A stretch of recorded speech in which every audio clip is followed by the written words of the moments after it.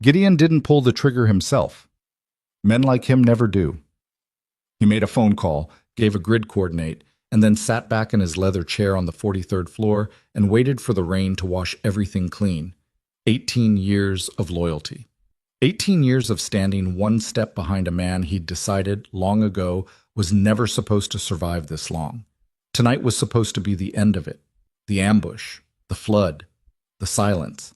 Everything arranged with the kind of precision that only comes from someone who knows every detail of your life, because you trusted him with all of it.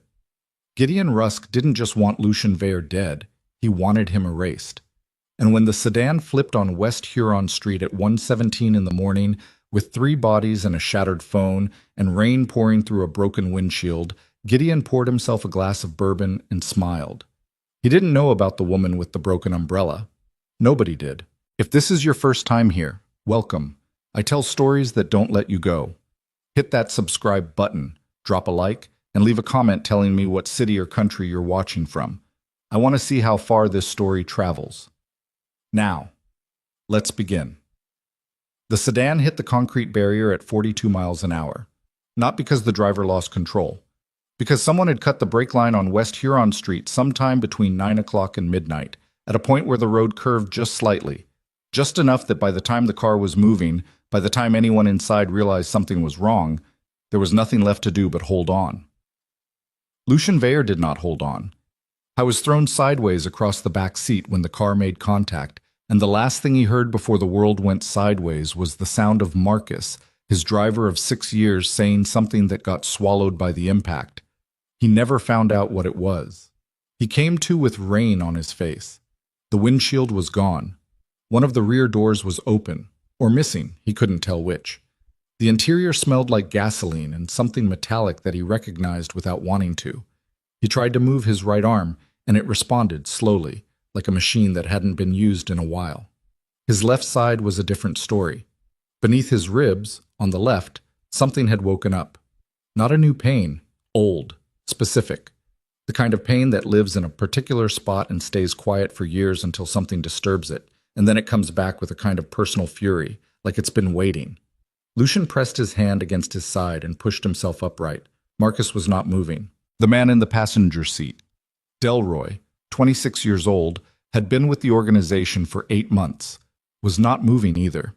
The third man, whose name Lucien kept trying to remember through the ringing in his ears, was half out of the vehicle, his door hanging open at a wrong angle. Lucien reached for the inside pocket of his jacket. His phone was there, but the screen was black and stayed black when he pressed the button. The case was intact, but somewhere in the impact it had simply stopped working, the way phones sometimes do when the physics of the situation override the engineering. He got out of the car. The street was empty in the way that Chicago streets sometimes get at 1 in the morning during a storm. Not quiet exactly, but cleared out. The usual pedestrian traffic driven inside by rain that was coming down hard enough to make visibility a problem. The neon from a closed bar across the street made the water on the pavement look red, and then blue, and then red again. Lucien stood beside the wreck for approximately 4 seconds before he heard the footsteps.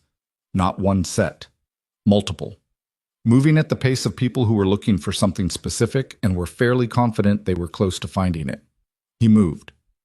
There are things you know how to do when you've spent enough years in a particular life, and one of them is how to move when you're hurt without looking like you're hurt. Because looking like you're hurt is an invitation. Lucien walked rather than stumbled. He kept his hand pressed against his left side, but he kept it low, under his jacket, where it wasn't visible. He turned off Huron and went south without a destination, just distance, the rain soaking through his jacket within the first 30 seconds, and the sound of those footsteps fading but not disappearing. He made it 4 blocks before his body renegotiated the terms. The alley behind the building on the corner of Chicago Avenue, and something he didn't catch was where he ended up, leaning against a wall that smelled like standing water and rust, breathing in a way that concerned him because he could feel each breath in that spot under his ribs, and the feeling was not improving. The building beside him had a sign in the window, dark, unlit, a red cross that had faded to pink, and below it, small letters, Ellison Neighborhood Clinic. Beneath that, a handwritten note taped to the inside of the glass. Closed for renovation, reopening September. The door was locked. He checked. There was a side entrance, a narrow door set back from the alley proper, and when Lucian tried the handle, it held, but the frame around it was old, and the lock was the kind installed decades ago by someone who cared more about keeping honest people out than determined ones. He put his shoulder against it once, carefully, because his left side sent up an objection that he chose to override. The door opened. He got inside and let the darkness have him for a moment, standing still in what turned out to be a supply room, shelves of bandages and expired antiseptic and equipment that hadn't been used recently. The smell was dust and something faintly chemical. His eyes adjusted. Emergency lighting somewhere deeper in the building was providing a pale blue-white glow through the interior doorway. He made it to the examination room at the end of the hall.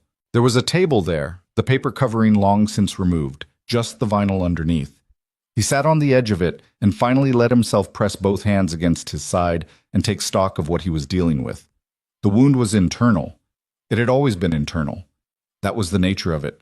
No visible scar on the surface that anyone could see. Nothing that showed up in photographs or during the kind of casual observation people subjected him to all the time. The damage was deeper than that, the result of something that had happened 12 years ago and been repaired, imperfectly, by a surgeon working under conditions that didn't allow for perfection. He had not thought about that surgeon in years.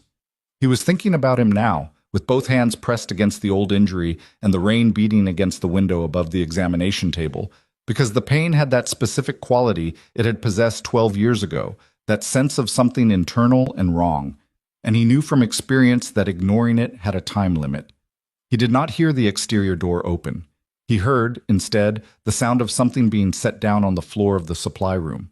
A rustling, a thump, the sound of groceries in a bag. Then footsteps. Not hurried, not cautious exactly, but careful in the way that someone is careful when they're moving through a dark space they know reasonably well.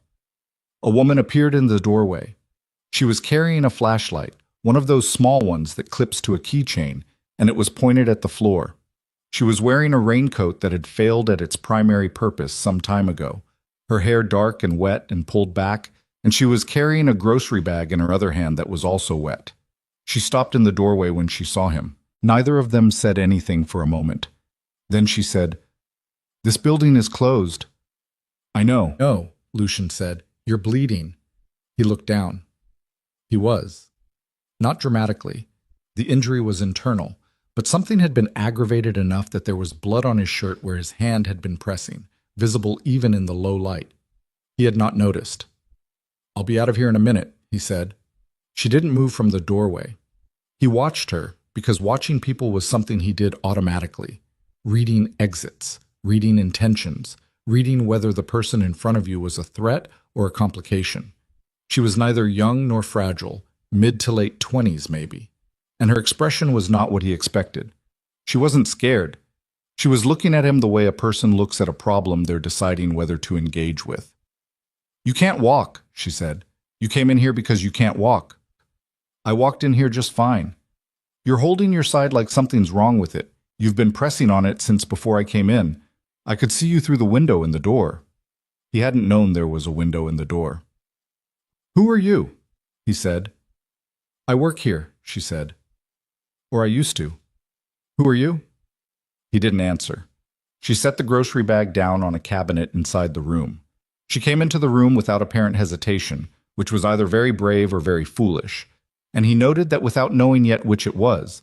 And she set the flashlight on the cabinet too, pointing it toward the ceiling so it diffused the light instead of directing it. Better illumination, practical choice. "Let me see," she said. "I don't need—" "You're in a closed clinic at 1 in the morning pressing on a wound that's making you bleed. Let me see it." Her voice was flat in a way he recognized. Not cold, just done negotiating. He'd heard that tone before, but usually from men, and usually from men who had reason to believe they had leverage. She had no leverage. She was just done. He took his hands away from his side. She crouched slightly to look at his midsection without touching him yet, examining the area where the blood had soaked through. He watched her face. Whatever she was thinking, she kept it organized behind her expression. She reached out and very carefully pressed 2 fingers against his rib cage. Not the wound site, but adjacent to it, feeling. "Where's the pain?" she said. "Left side, below the ribs." She moved her fingers. pressed lightly in a different spot. Here. Lower. Another adjustment. Here. Her fingers landed exactly on it. The specific location, the one that had been dormant for a decade and was now awake and furious. Lucian's entire body registered the contact before his mind caught up with what she'd done, and he heard himself make a sound that he immediately regretted, something involuntary that revealed more than he wanted to reveal. He grabbed her wrist. "Don't move," she said, very quietly. "I know what I'm touching. Let me be clear about something. You have a subrib internal injury, left side. It's old. The tissue has scarred over, which means it's been there for years. But something tonight reopened it, probably impact trauma. You're not bleeding out, but it needs pressure and it needs to stay still." She wasn't pulling her wrist away. She was just waiting. "If you squeeze any harder, you're going to bruise my wrist and then I won't be able to help you. So." He let go. She kept her fingers exactly where they were, applying pressure that was precise in a way that made him uneasy, because precision like that doesn't come from guessing. She knew where she was pressing. She'd gone to that spot directly, not searching, not adjusting more than twice. "How did you know where it was?" he said. She didn't answer immediately. She was reaching past him for a supply she'd apparently noticed on the shelf, something wrapped in plastic, moving with the calm efficiency of someone doing a task they've done before. "I need you to hold this," she said. She pressed a folded compress against his side over the location and guided his hand to it. "Keep it there. Even pressure." "I asked you a question." "I heard you." She was opening the supply cabinet now, the small one beneath the examination table. It was locked, but she had a key, and the key told him she did actually work here, or had worked here, and was not simply someone who'd wandered in the way he had. "Answer it." She came up with a first aid kit, older looking, the kind with a red cross on a white case. She set it on the table beside him and opened it and looked at what was inside with the expression of someone taking inventory. "My father," she said, "was a surgeon." She said it the way you say something that's mostly past tense. The word was carried its own weight. "He treated a patient once," she continued, "years ago, a private case, off the books. The patient had a subrib internal injury, left side below the third floating rib. My father kept notes. He kept notes on everything. She was threading something through a small piece of equipment, not looking at him. After he died, I read them. The room was very quiet, the rain on the window, the emergency light buzzing almost inaudibly somewhere in the hall. "What was the patient's name?" Lucian said. She looked at him then, directly, and he saw in her face the things she'd been keeping organized behind her expression. Not fear, not excitement. Something that looked like she'd been carrying it for a while and wasn't sure yet whether setting it down would be a relief or a mistake. "I think," she said, "you already know." Outside, somewhere 2 or 3 blocks away, a car moved slowly down a street that should have been empty at this hour. Lucian didn't hear it. He was looking at the woman in front of him, this stranger with wet hair and a first aid kit and a dead father, and understanding for the first time tonight that the ambush was not the most dangerous thing that had happened to him. This moment was. Because she knew. She knew the location of a wound that existed in no medical record he had ever permitted to be filed, in no documentation that had ever been created, in the knowledge of exactly one person on Earth who was capable of sharing it. And that person was 12 years in the ground, and she had just told him she was his daughter. Lucian kept his hand on the compress. He kept his breathing even. He did not let her see the calculation running behind his eyes, the one that had kept him alive in rooms far more dangerous than this one. He needed to know what else she knew. He needed to know how she'd ended up here tonight, in this building, at this hour, with groceries in a bag and a key to the medicine cabinet. And he needed to know, before he decided what came next, whether Adrian Ellison's daughter had been sent to find him, or whether the universe, in its occasionally brutal sense of irony, had simply arranged for the one person who could identify him to be the person who found him bleeding in the dark. "What's your name, he said. She pressed a second compress over the first and pressed his hand harder against it. "Mara," she said. "Keep that pressure on, don't move." He almost told her who he was. He stopped himself, not because he thought she didn't know. He was beginning to suspect she did, but because naming yourself in front of a stranger is a particular kind of commitment, and Lucian Weyer had survived 34 years, 18 of them inside one of the most dangerous organizations in this city by being very careful about the commitments he made. The men who are looking for me, he said instead, are going to find this building eventually. Mara glanced at the window. The rain had eased slightly. Less noise, which meant sound from outside was more audible now. Somewhere not far enough away, something that might have been a voice, might have been a car door. How many? She said. He thought about it. The ambush had been coordinated.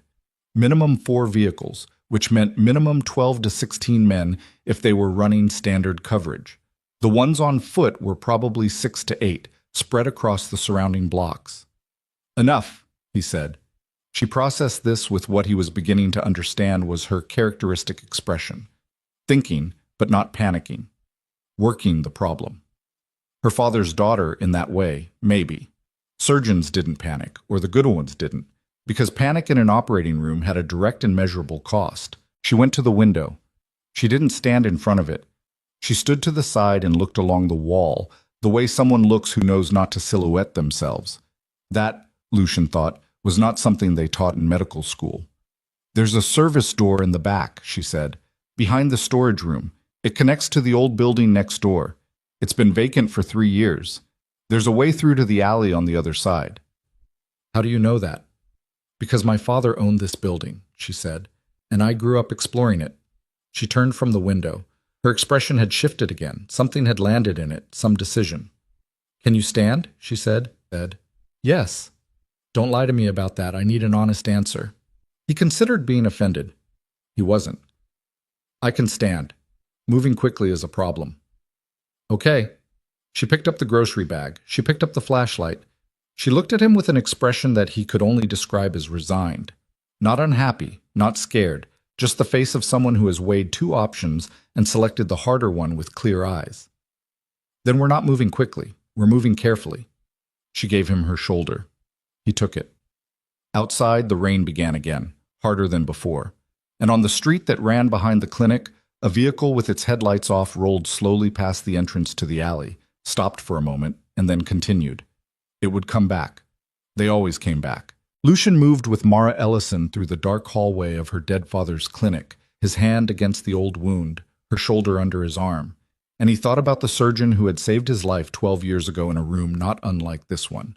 A man who had asked no questions, required no explanations, simply done the work that needed doing and sent him away into the dark. He thought about how that man had died. He thought about the word eventually, as in, the men outside would eventually find this building.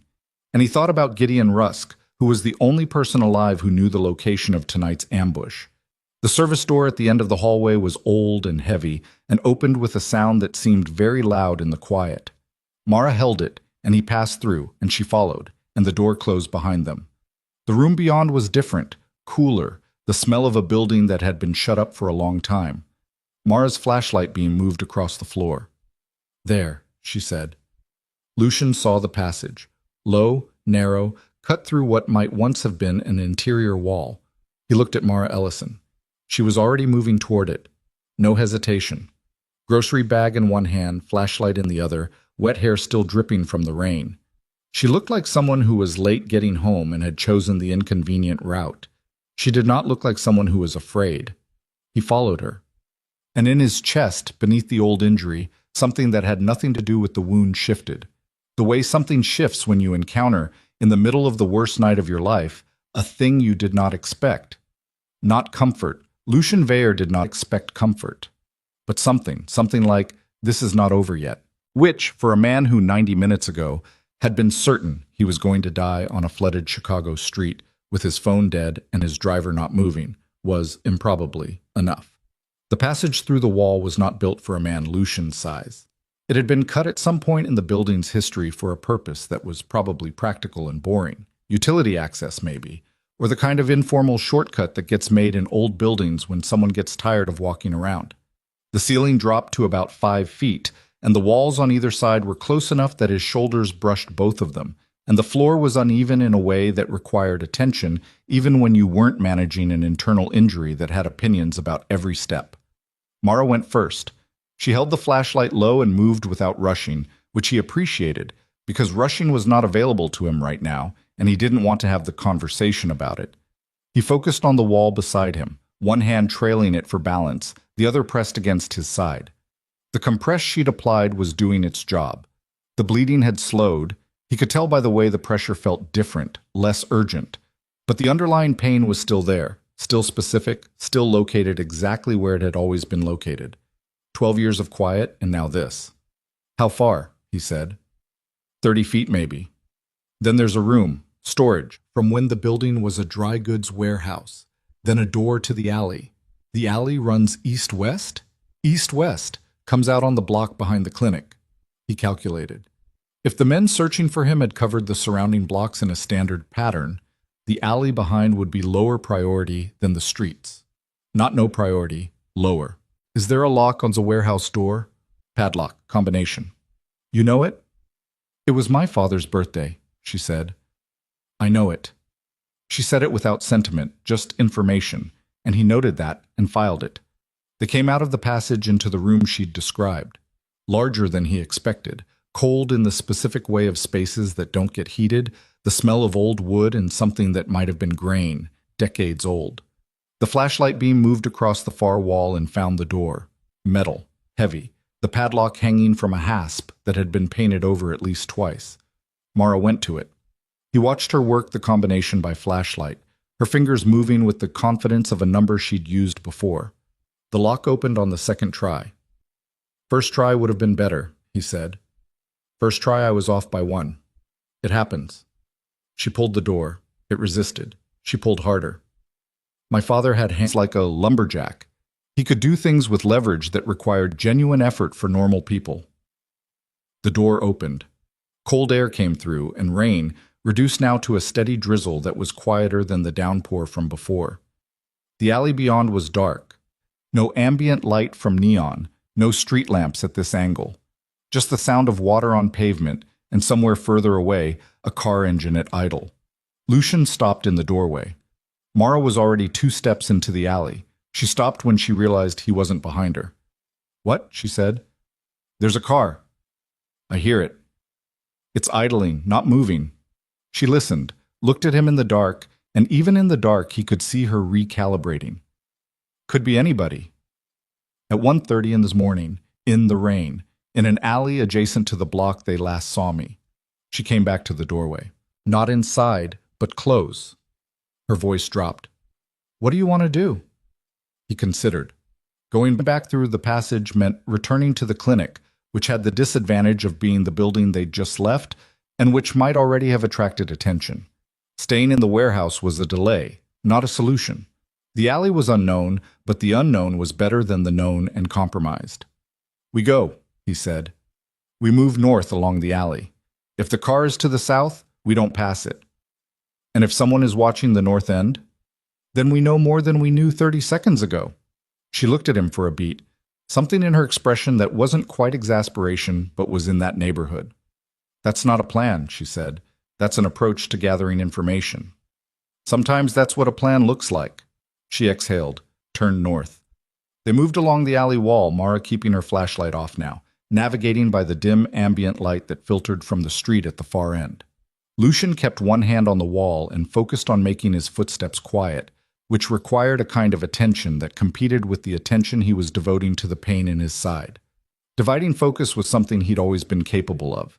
Tonight it cost more than usual. They made 50 feet before the car engine sound grew closer.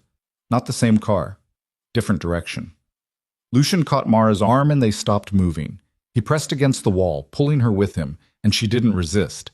She understood immediately, which told him something about her, the kind of person who can read a situation and respond to it without requiring an explanation first. Headlights swept the mouth of the alley from the street to the north, not entering, just a vehicle passing on the cross street, its lights briefly illuminating the alley entrance. But in that 2-second window, Lucian saw enough. A man standing at the alley entrance, back to them, looking the other way. Dark jacket. Something in his right hand that had a particular silhouette. Mara had seen it too. He could feel it in the way she'd gone absolutely still beside him. They stood against the wall and did not move and did not speak, and the rain came down around them, and the man at the alley entrance did not turn around. After approximately 2 minutes, 2 minutes that had the quality of something much longer, The man moved, walking north along the sidewalk, away from them. Lucian waited another 30 seconds. South, he said quietly. Past the car. You just said... That was before I knew there was someone on the north end. The car to the south is a vehicle with a driver. The driver doesn't know what I look like. We walk past it like we belong here. We're soaking wet and you're holding your side. People are soaking wet at 1:30 in the morning. It's raining. She looked at the grocery bag in her hand, then at him. Something crossed her face that he couldn't quite categorize. Fine, she said.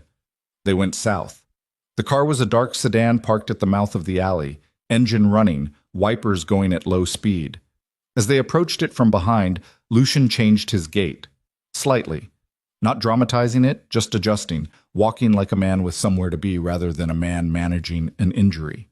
Mara walked beside him, the grocery bag in her hand, and whatever she was feeling, she kept it out of her posture. They passed the car at a distance of maybe 6 feet. The driver was on his phone, screen glow on his face, not looking at the alley. They walked out of the alley and onto the cross street and kept walking. Half a block later, Mara said, Where are we going? I don't know yet. You don't know. I need a phone. Mine is dead. Once I have a phone, I have options. I have a phone. He looked at her. She reached into her coat pocket and produced it. A smartphone in a case that had a crack across one corner from some prior incident. She held it out. He took it, stared at it for a moment. The problem with a phone was not having one. The problem was who to call. He had numbers memorized, several of them, but making a call meant revealing that he was alive and capable of communicating, and to whomever he called, that information immediately went somewhere. The question was where. What are you thinking about? Mara said. About who I can trust. That's a complicated thought. Yes, he said. It is. He stood on the sidewalk in the rain, Mara's cracked phone in his hand, and he went through the list. Not the full list. That would take time he didn't have. The short list. The people who had access to tonight's route, tonight's schedule, the composition of his security detail. It was a short list. It had exactly one name on it by the time he reached the end. Gideon Rusk had planned tonight's schedule. Gideon had confirmed the route.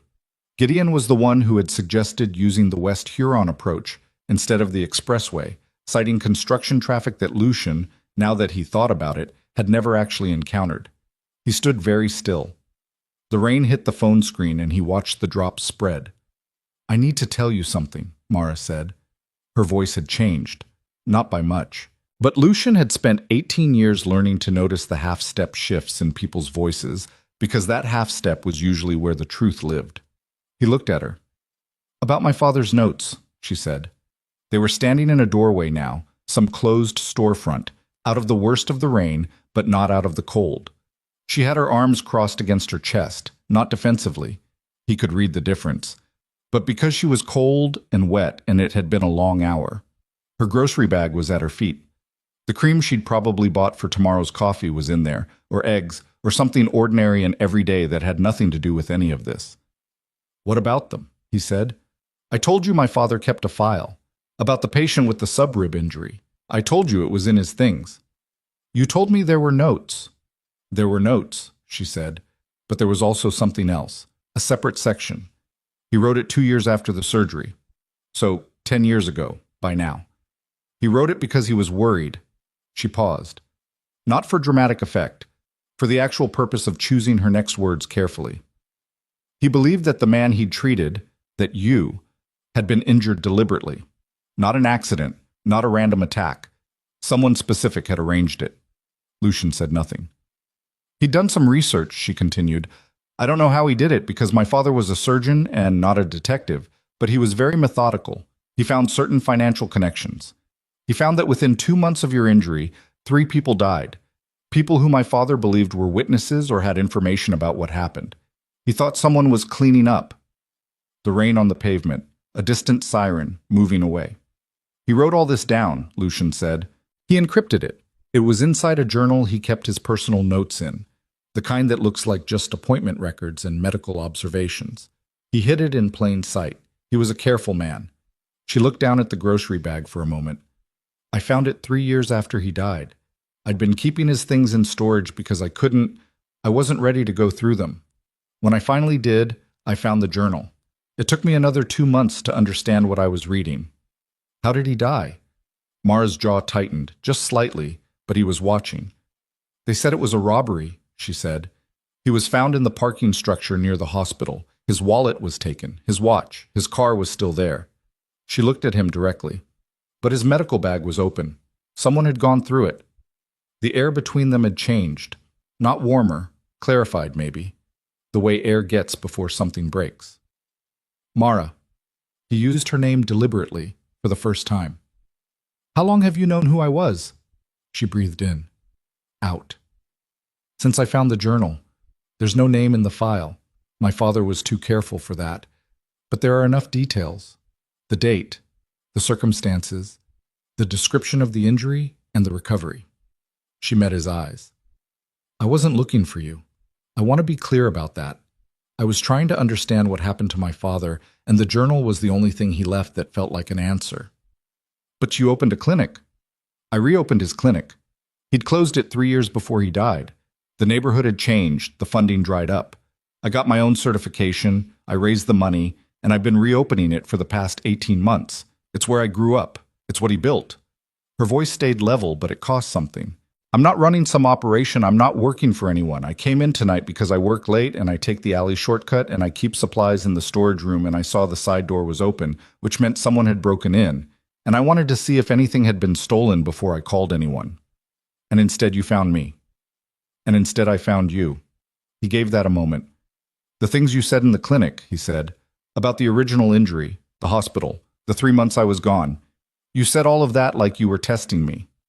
I was. And? You didn't deny it, she said. You could have. You could have said I had the wrong person. Most people would have. Most people, he said, don't have 6 armed men searching for them in the immediate vicinity. You didn't know that I knew who you were when you decided not to deny it. You made that decision before the men with guns became the more pressing problem. She said it without accusation, just observation. You wanted to know what I knew. He did. He still did. Show me, he said. Show you what? The notes, the file. You said he encrypted it. That means you have access to the decrypted version, or you wouldn't know what's in it. She was quiet for a moment. I have photographs. On my phone. The phone was still in his hand. He held it back out to her. She took it. Navigated to a folder. He noticed she used a separate folder, not the main camera roll, which was another thing that told him something about her. She turned the phone so he could see. The photographs were of handwritten pages, her father's handwriting, neat and small, and the kind of organized that medical school teaches, and some people keep for a lifetime. Lucian looked at the first 2 pages without touching the phone, reading what he could in the limited light from the screen. The notation system was medical, but the content was not. Numbers, dates, names that were partially obscured. Adrian Ellison had been careful even within his own private journal, had referred to people by initials or by role rather than by name. But Lucian was reading the structure of it, the logical skeleton beneath the protective obscuring, and what he was reading was, "Gee," he said. Mara looked at the screen, found the notation he was looking at. He uses G several times, she said, as a designator for someone he identifies as here. She scrolled, found the passage, read it. The individual referred to as G appears consistently in the financial architecture, not as a principal, but as a conduit. The transfers originate elsewhere, but pass through G's operational accounts before reaching the organization that arranged the contract. That's his language. The contract. He's talking about the attack. Lucian straightened up. His side objected. He ignored it. "Give me the phone," he said. "For what?" "I need to make a call." She handed it over without argument. He found the number in his memory, a number he hadn't used in 6 months, a private line, not in any directory, not associated with anything traceable. He dialed it. It rang 3 times. Gideon picked up on the 4th ring. "Yeah." His voice had the particular texture of a man who'd been awake and waiting, not sleeping. Awake and waiting had a different quality than just woken up, and Lucian had known Gideon's voice for 18 years, and he heard it clearly. "It's me," Lucian said. A half-second of silence, then, "Jesus Christ, Lucian. We heard about the car. We've been trying to reach you. Are you—" "I'm alive." I need extraction. Okay, where are you? Lucian looked at Mara. She was watching him with an expression he couldn't entirely read. He gave Gideon an address. Not his current location. A location 4 blocks north, a specific intersection, a landmark he knew Gideon would recognize because they had used it before for exactly this kind of situation. Meet point, known to both of them, established years ago. 20 minutes, Gideon said. Stay out of sight. Don't use this number again. He hung up. Lucian held the phone and looked at the screen for a moment after the call ended. Who was that? Mara said. Someone I needed to contact. Someone you trust. He didn't answer immediately. He opened the phone's map application instead, found the location he'd given Gideon. Then he moved the map north 2 blocks from there and looked at the sight lines. I gave him a false location, he said. Mara stared at him. You what? I gave him an address that wasn't here, that wasn't anywhere near here. Why? Because, Lucian said, and his voice came out flat in a way he hadn't entirely intended. If someone answers my call knowing I'm supposed to be dead, and they answer it on the 4th ring instead of the 1st, and they don't ask me if I'm hurt before they ask me where I am, then I want to see what they do with the location I give them. Mara was quiet. The rain had picked up again. Somewhere nearby a door slammed in the wind.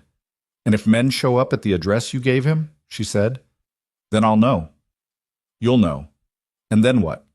He didn't have an answer for that yet. He had the beginning of an answer, the rough, ugly shape of what came after certainty, when the thing you suspected turned out to be true and you had to live inside that knowledge. He'd been in that place before, but not quite like this. Not with the particular person this was pointing toward. How many people knew your route tonight? Mara said.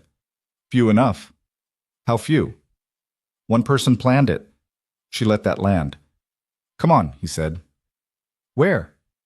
We're going to find somewhere we can see that intersection from a distance. You want to watch. I want to know. She picked up her grocery bag. She looked at him for a moment with an expression he was beginning to recognize. The look of someone who has made a decision they're not entirely happy with, but who has made it completely and intends to see it through. My father used to say, she said, not like she was delivering wisdom, just remembering, that there's a difference between suspecting something and knowing it. He said suspecting is survivable. Knowing changes everything. Your father, Lucian said, was right. They walked north. The intersection he'd given Gideon was 4 blocks away. They approached it from the east, coming along a side street that provided a natural angle, a closed dry cleaning business on the corner with a recessed entrance that put anyone standing in it back from the street and out of the direct sightline from the intersection itself. They stood in that recessed space and they waited. 11 minutes, not 20. 11. The first vehicle came from the west, moving fast enough to be purposeful, but not fast enough to be obvious. Dark SUV, no plates visible from this distance. It stopped at the intersection and 2 men got out, moving the way men move when they're looking for something specific and they know approximately where it is. Then a second vehicle from the north, same pattern.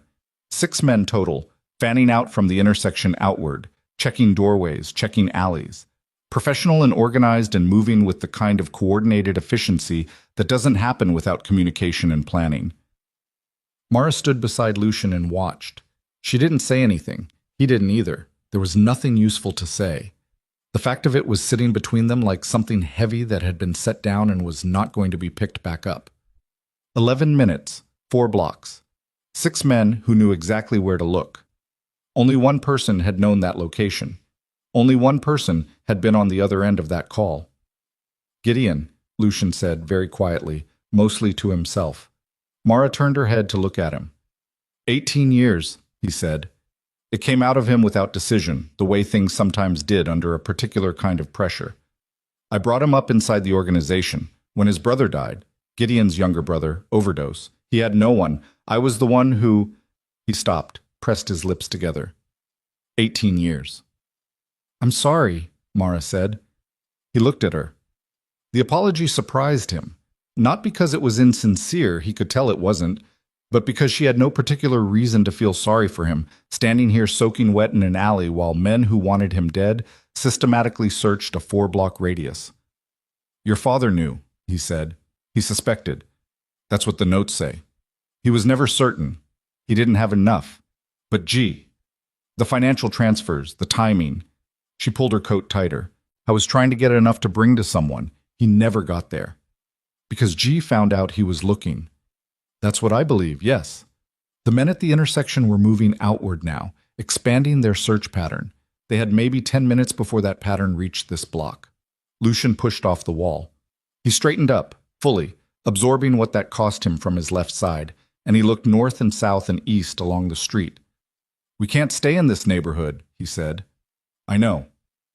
My assets are compromised. My phone is dead. The one person I might have called to get out of this situation just sent 6 armed men to the location I gave him. I know that too. And your father's notes, the full file. Where is it? The original journal is in my apartment. The photographs are on my phone. The encrypted sections... She paused. He developed his own encryption. It's not perfect, but it's not obvious either. I have a notebook where I worked through it. That's in my apartment too. Where's your apartment? 12 minutes from here, walking. He looked at her. She looked back. The file, he said. Your father's research, the financial records, the connections to G. Is it enough? If someone credible saw it, is there enough there to... I've spent 3 years trying to determine that, she said. I think yes. But I need the original journal, not just my photographs of it. The original has additional entries I haven't fully decoded, and there are documents tucked inside the back cover that I haven't been able to identify yet. Financial records, I think, but the format isn't anything I recognize. Lucian was quiet for 3 full seconds. Then he said, We're going to your apartment. I thought you might say that. You have a problem with it? She looked at the 6 men 2 blocks away, systematically working toward them. She looked at him, at the man who ran the organization responsible, in some indirect but genuine way, for the world she'd grown up in, the fear her father had lived with, the night her father had come home before dawn with a blood-stained bag, and never explained why. No, she said, but I want something. What? When this is over, however it ends, I want my father's name cleared. Whatever he was involved in, whatever he knew, whatever got him killed. I want the record to show that he was a good man who got trapped in something he didn't choose and who tried to do right by it. Lucian held her gaze. I can do that, he said. I'm not asking if you can, she said. I'm asking if you will. The distinction was not small. He understood why she'd made it. I will, he said. She nodded once, short. The nod of someone who has made a deal they intend to hold the other party to. Then let's go, she said. They moved east, away from the search pattern, away from the intersection where Gideon's men were working methodically through the blocks. The rain came with them, steady and cold, and Lucian moved beside Mara Ellison through the dark streets of Chicago, with the knowledge sitting in his chest, heavy and specific and irreversible, that the man he'd trusted more than anyone alive had been trying to kill him for 18 years. The knowledge changed the shape of everything, not just tonight. 12 years ago. The original injury, the surgeon who'd saved him and then died in a parking structure with his medical bag open and his wallet missing. The 3 months Lucian had spent in recovery, isolated, trusting Gideon to run things. Trusting Gideon, always trusting Gideon. He thought about the surgeon who had kept careful notes and hidden them inside a journal and spent years trying to gather enough evidence to matter, and who had gotten close enough that someone had decided he needed to stop. He thought about a 16-year-old girl who would have come home from school one day to find out her father wasn't coming home. He pressed his hand against his side. The old wound, the one that had started all of it. He'd spent 12 years thinking about it as a failure. The one time someone had gotten close enough, the vulnerability he'd managed to survive and conceal and wall off. He had never once considered that the wound itself was a thread, that it connected him to the surgeon, that the surgeon connected him to the daughter. That the daughter had spent 3 years sitting quietly on the evidence that could unravel everything Gideon had built. None of that was an accident. All of it was consequence. How much further? He said. 7 minutes, Mara said. Behind them, faint and receding, the sounds of the search. Ahead, the rain in the dark and an apartment where a dead man's journal was waiting in whatever drawer or shelf or hidden space a careful, frightened surgeon had once told his daughter. The apartment was on the third floor of a building that had been constructed in the 1940s and maintained with the kind of inconsistent attention that left some things in excellent condition and other things decades overdue. The elevator worked. The hallway light on the second floor did not. Mara navigated the dark stretch between the stairwell and her door by memory, her keys already in her hand before she reached it. Lucian followed. His side had settled into a sustained, low-frequency complaint that he'd learned to work around in the past hour. Not better, not worse. Present and manageable, the way certain problems become manageable once you accept they're not going away. She unlocked the door, pushed it open, reached inside and hit the light switch. The apartment was small and organized in the way of someone who had made deliberate choices about what to keep. Books on shelves that were built into the wall rather than purchased as furniture. A kitchen that opened directly into a main room. One window that faced east, the rain still coming against it.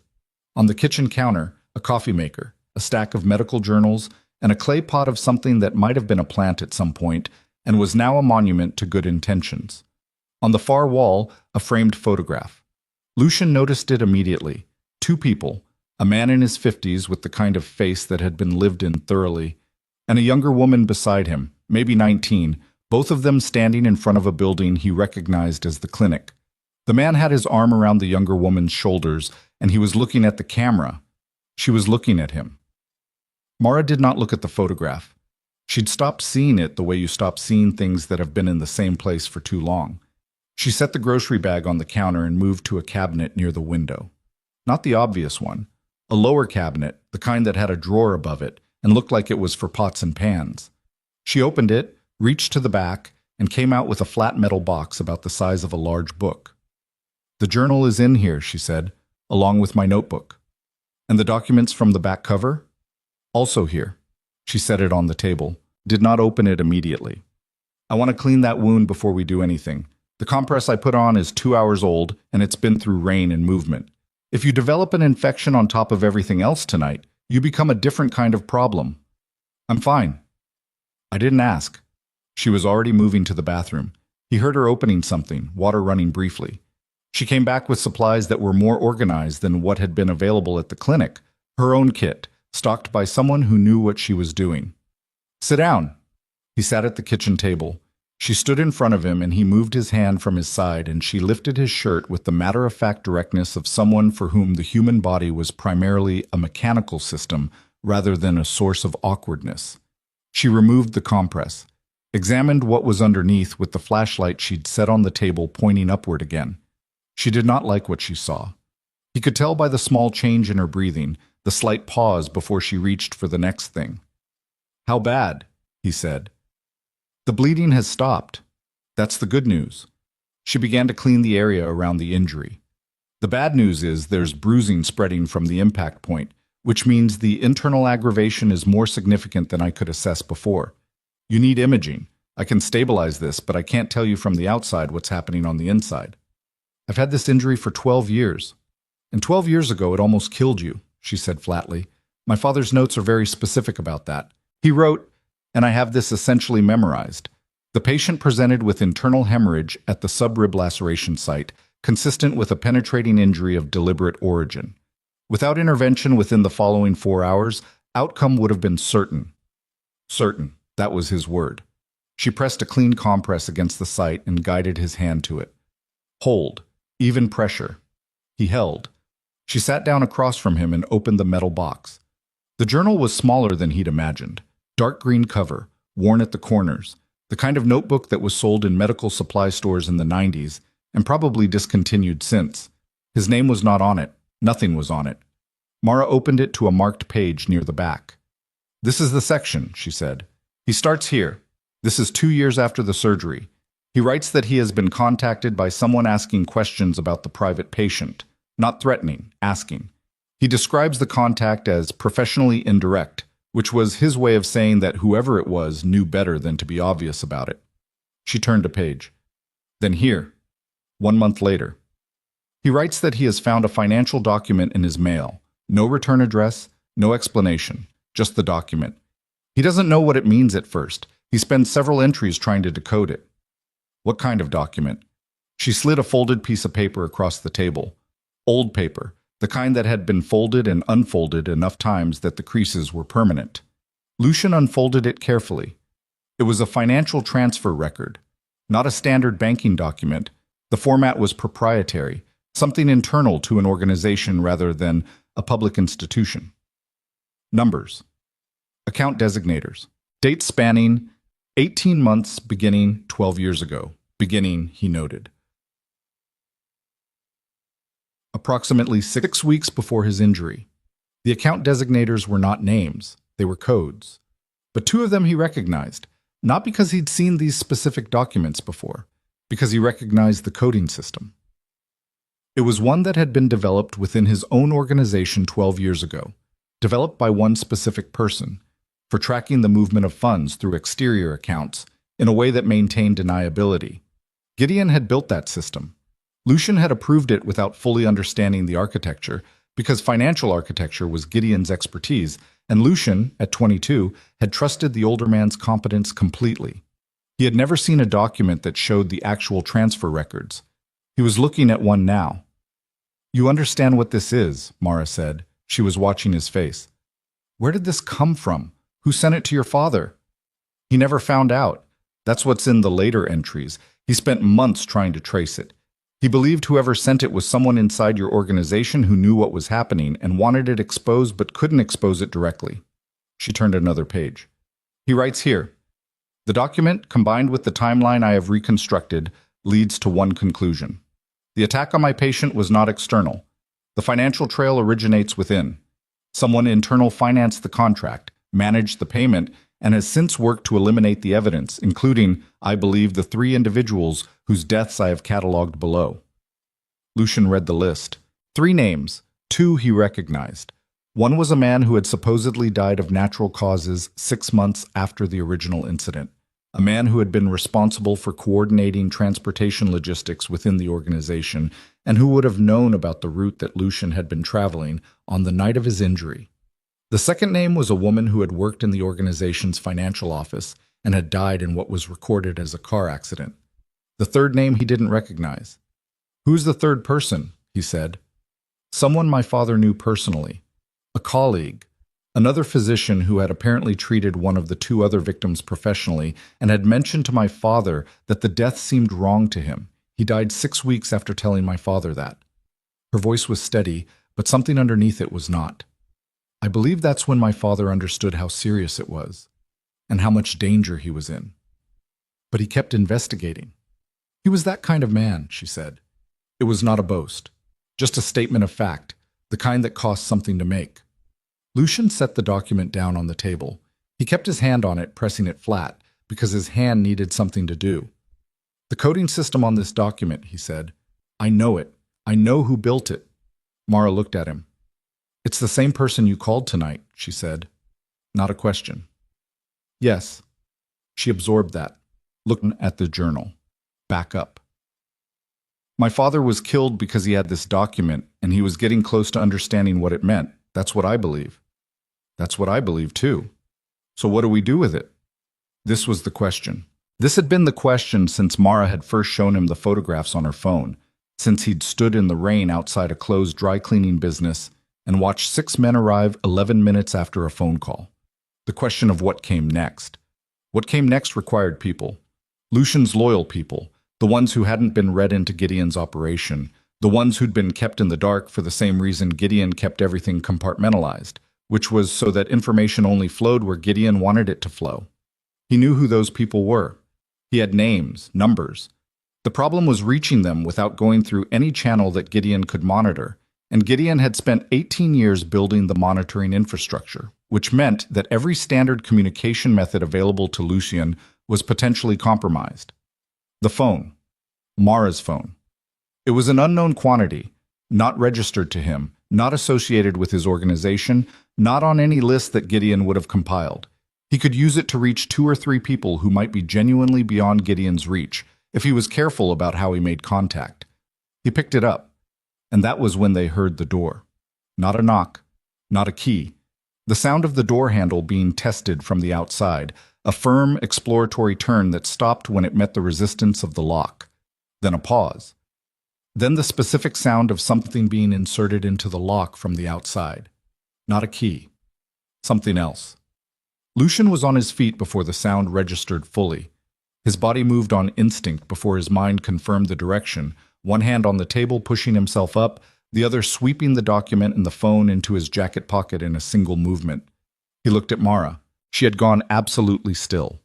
Her eyes were on the door. He crossed the room in 4 steps, caught her arm, moved her toward the back of the apartment. She went. No hesitation. Again, that quality he'd noted before. The bedroom was at the back, one window facing the rear alley. He went to it, looked out. 3 stories. Drainpipe on the right side, old but attached to brick. In another circumstance, accessible. In his current circumstance, with his left side already at its limit, a fall risk. The lock clicked. Behind him, the apartment door opened. Lucian put himself between Mara and the bedroom doorway. He had no weapon, had not had one since the sedan, and in the subsequent hours had not had the opportunity to change that condition. He had his hands and his understanding of confined spaces and a wound that was going to register serious objections to whatever came next. 2 men came through the apartment doorway. They were not moving carefully the way professionals move when they expect resistance. They were moving quickly, the way people move when they've been told the target is injured and alone. That gap between expected and actual was the only advantage Lucian had, and it lasted approximately 2 seconds. He used them. The first man through the bedroom door encountered Lucian moving toward him rather than away, which disrupted the script the man had been running in his head, and the disruption created a half-second of recalibration that Lucian converted into physical leverage. One hand on the man's weapon arm, the movement redirected, the weapon striking the door frame hard enough to produce a sharp crack of impact and a loosening of the grip.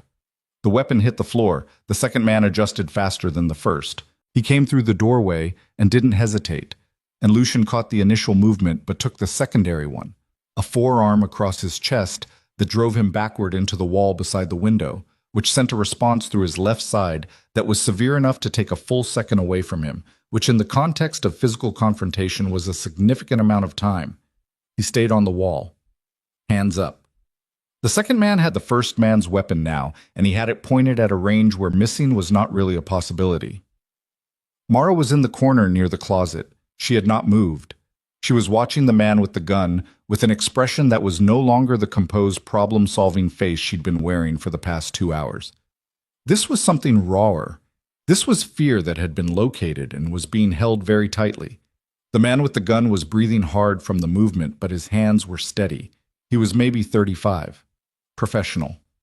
Looking at Lucian with the particular expression of someone who has been told a specific thing about a specific person and has now encountered that person in reality and is reassessing the delta between the briefing and the actuality. "You look worse than they said," the man said. "People tend to underestimate," Lucian said. "Sit down." "I'd rather not." The gun moved slightly. Not toward him, toward Mara. "Sit down." Lucian sat on the edge of the bed. The first man, the one who'd lost his weapon, who was now pressing his right hand against his left wrist with an expression of controlled discomfort, moved to the side of the room. The dynamic was established. One with the gun, one as backup, injured target seated, additional person available as leverage. Standard. "We're not here to kill you," the man with the gun said. "That's a creative opening. We're here to bring you in. There are people who want to talk to you." "What people?" "The kind you talk to when you don't have a choice." "I always have a choice." "Less than usual tonight," the man said.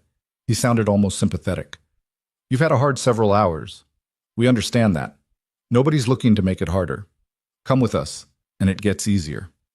Lucian looked at him, at his hands, at the second man by the wall, at the doorway behind them, which was open, which meant either they were unconcerned about his ability to move, or there was someone in the main room. Given the way they'd come through the door, he'd estimate someone in the main room. "Who sent you?" Lucian said. The man hesitated, just slightly. "You know who." "I want to hear you say it." Another hesitation, longer. "Mr. Rusk is concerned about your safety." The words came out exactly as Lucian had expected them to come out, and they still landed with a quality he hadn't anticipated. Not the content, but the texture of it. Gideon's name in this room, applied as justification for the two men who had just broken through Mara's door. The man said it without irony, which meant either he genuinely believed Gideon's concern was real or he'd learned not to examine the cover stories he was given. Lucian looked at Mara.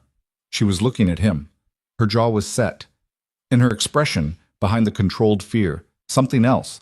He could see her thinking, could see her processing, could see the doctor's brain running the problem even here. "The woman has nothing to do with this," Lucian said. "She's here. That makes her something to do with it. She's a civilian. She happened to be in the wrong place. You take her and you create a problem that doesn't exist right now." The man considered this. "She saw your face. Half of Chicago has seen my face. That's not a meaningful threshold." "She heard the name you just said." "The name you said," Lucian corrected quietly. "I didn't say anything." The man's eyes shifted. Microadjustment, the kind that happens when someone realizes they've made a small error and is deciding whether it matters. Doesn't change the situation. "It changes it slightly," Lucian said. "Enough to make a distinction. The woman stays here. I come with you. That's the offer." "You're not in a position to make offers." "I'm in a position to make your job significantly more complicated if you take her. A civilian with no connection to any organization, who can produce that fact with documentation, who goes missing in the same window as a known incident involving my vehicle. That creates a paper trail in directions that nobody wants a paper trail going." He kept his voice even, informational rather than threatening. "You're not stupid. Run the arithmetic." The man ran it. The arithmetic was real. Lucian had not invented it for the room. It was an actual calculation, one that anyone in this business understood intuitively. Civilian disappearances created noise. Noise created investigation. Investigation created exposure at the worst possible time. "She stays," the man said finally. "You move." "I need 2 minutes." "You need to move now." "I have a medical condition that requires preparation for transport. 2 minutes." He looked at the man steadily. "You bring me in unable to walk or talk, and that also creates a problem for whoever is waiting." Another calculation. Another pause. 2 minutes, the man said. "Don't do anything interesting." Lucian turned to Mara. He did it slowly, without urgency, the way you move when people are watching you, and you want them to see exactly what you're doing and find it boring. He was between her and the man with the gun, not entirely, but at an angle that interrupted the direct sight line. He spoke very quietly. Not a whisper. Whispers attract attention. Just low. "The notebook," he said. "The one with your decoded entries. Where is it?" "Metal box. Side pocket." "The documents from the back of the journal." "Same place." "I need the phone." "It's in my coat, right pocket." He reached out and adjusted her coat collar, a gesture that looked like nothing, straightening, the kind of automatic adjustment a person makes when they're anxious. And his hand went into her right pocket and came out with the phone and transferred it to his inside jacket pocket in a movement that took under 2 seconds and involved his body as a visual block between the transfer and the room. "I'm going to send the photographs," he said. "The ones from the journal. I need a name. Someone I can send them to who is outside the organization entirely." Mara looked at him. The fear was still there, but it had reorganized itself into something operational. "There's a journalist," she said. "Elena Maris. She's been—" My father mentioned her. "She was looking at the organization 3 years ago. She backed off. I looked into why. I think she was warned." "Does she have the context to understand what the photographs show?" "She was a financial investigative reporter for 8 years before she moved to long form. Yes, she'll understand it." 2 minutes, the man by the door said again. Less patient this time. Lucian straightened, looked at Mara one more time. "Lock the door," he said. "Don't open it for anyone tonight. Don't call anyone whose number is in your regular contacts. The journalist? Do you have her number?" "Memorized." "Call her. Send her the photographs from the journal. All of them." He held the phone out. "Keep this. Use a different route." Mara took the phone, looked at him with an expression that was doing several things at once, that was aware of the risk he was currently walking toward and was not pretending otherwise, but was also already 3 steps ahead in the problem solving. "Don't get killed," she said. It was a strange thing to say. It was also, he thought, the most honest send-off he'd received in years. He followed the 2 men out of the apartment. The main room had 1 additional man in it, as he'd estimated, positioned near the apartment door with his back to the wall and his attention on the hallway. 3 total. Organized but not excessive. Gideon had sent enough to manage an injured, unarmed man, not enough to suggest he was expecting serious resistance, which told Lucian something about how Gideon was reading the situation. Gideon thought he had this managed. He thought tonight had gone according to plan. Plan being the ambush, the flood, the isolation, and then the clean extraction of whatever survived. He didn't know about Mara, specifically, or the journal, or the financial document. He knew Lucian had called from an unknown number and had been dumb enough or desperate enough to give a real location. That was the story Gideon was telling himself right now, in whatever room he was sitting in. He didn't know what Lucian knew. He didn't know what Mara was going to do in the next 20 minutes with a phone and a journalist's memorized number. The knowledge of those things was the only leverage Lucian had, and it was invisible, and he needed to keep it invisible. They took him down the stairwell. The car was in the alley behind the building, not the street, the alley, which confirmed that they'd found the apartment through tracking methods rather than following from the clinic. They'd triangulated. He'd used Mara's phone to call Gideon, and the call had been long enough to... He'd been careless. He'd been running on injury and adrenaline, and he'd stayed on the phone long enough for the triangulation to be useful. He filed that. The mistake was made. Work with what remained. The car was dark, late model, the kind that looked generic, but drove like it had been maintained to a standard above what it appeared. He sat in the back. One man beside him, one in the passenger seat, one driving. The man who'd done the talking was in the passenger seat, not looking back. They drove south. Lucian looked out the window, counted blocks, mapped the direction against his internal geography of the city, which was extensive. He'd lived here his entire life and had spent 18 years with reasons to know exactly where things were. They were going toward the river, south, and then west, toward the old warehouse district that had been converting to residential and commercial for a decade, but had left pockets that hadn't converted yet, that still had the bones of industrial use, loading docks, large internal spaces, the kind of building that could hold a private conversation with no ambient interference. He knew what building they were heading to. He knew because he'd been there before, because Gideon had shown it to him years ago as an asset, a property held through 3 layers of corporate structure that had no obvious connection to the organization. Gideon had called it a contingency space. He'd said it was useful to have places that existed completely outside the normal operational map. He'd been building himself an off-grid room for a conversation like this one for years. Of course he had. The car stopped at a loading dock.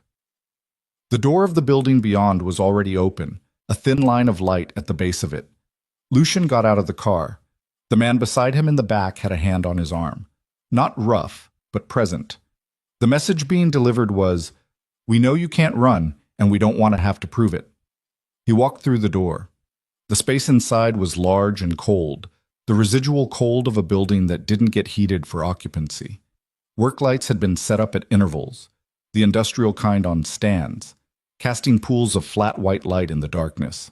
The floor was concrete, bare, the kind of surface that had held heavy equipment for decades and showed it. Gideon was standing at the far end of the space. He was wearing a coat that Lucian had seen before, charcoal gray, expensive, the kind Gideon had always favored.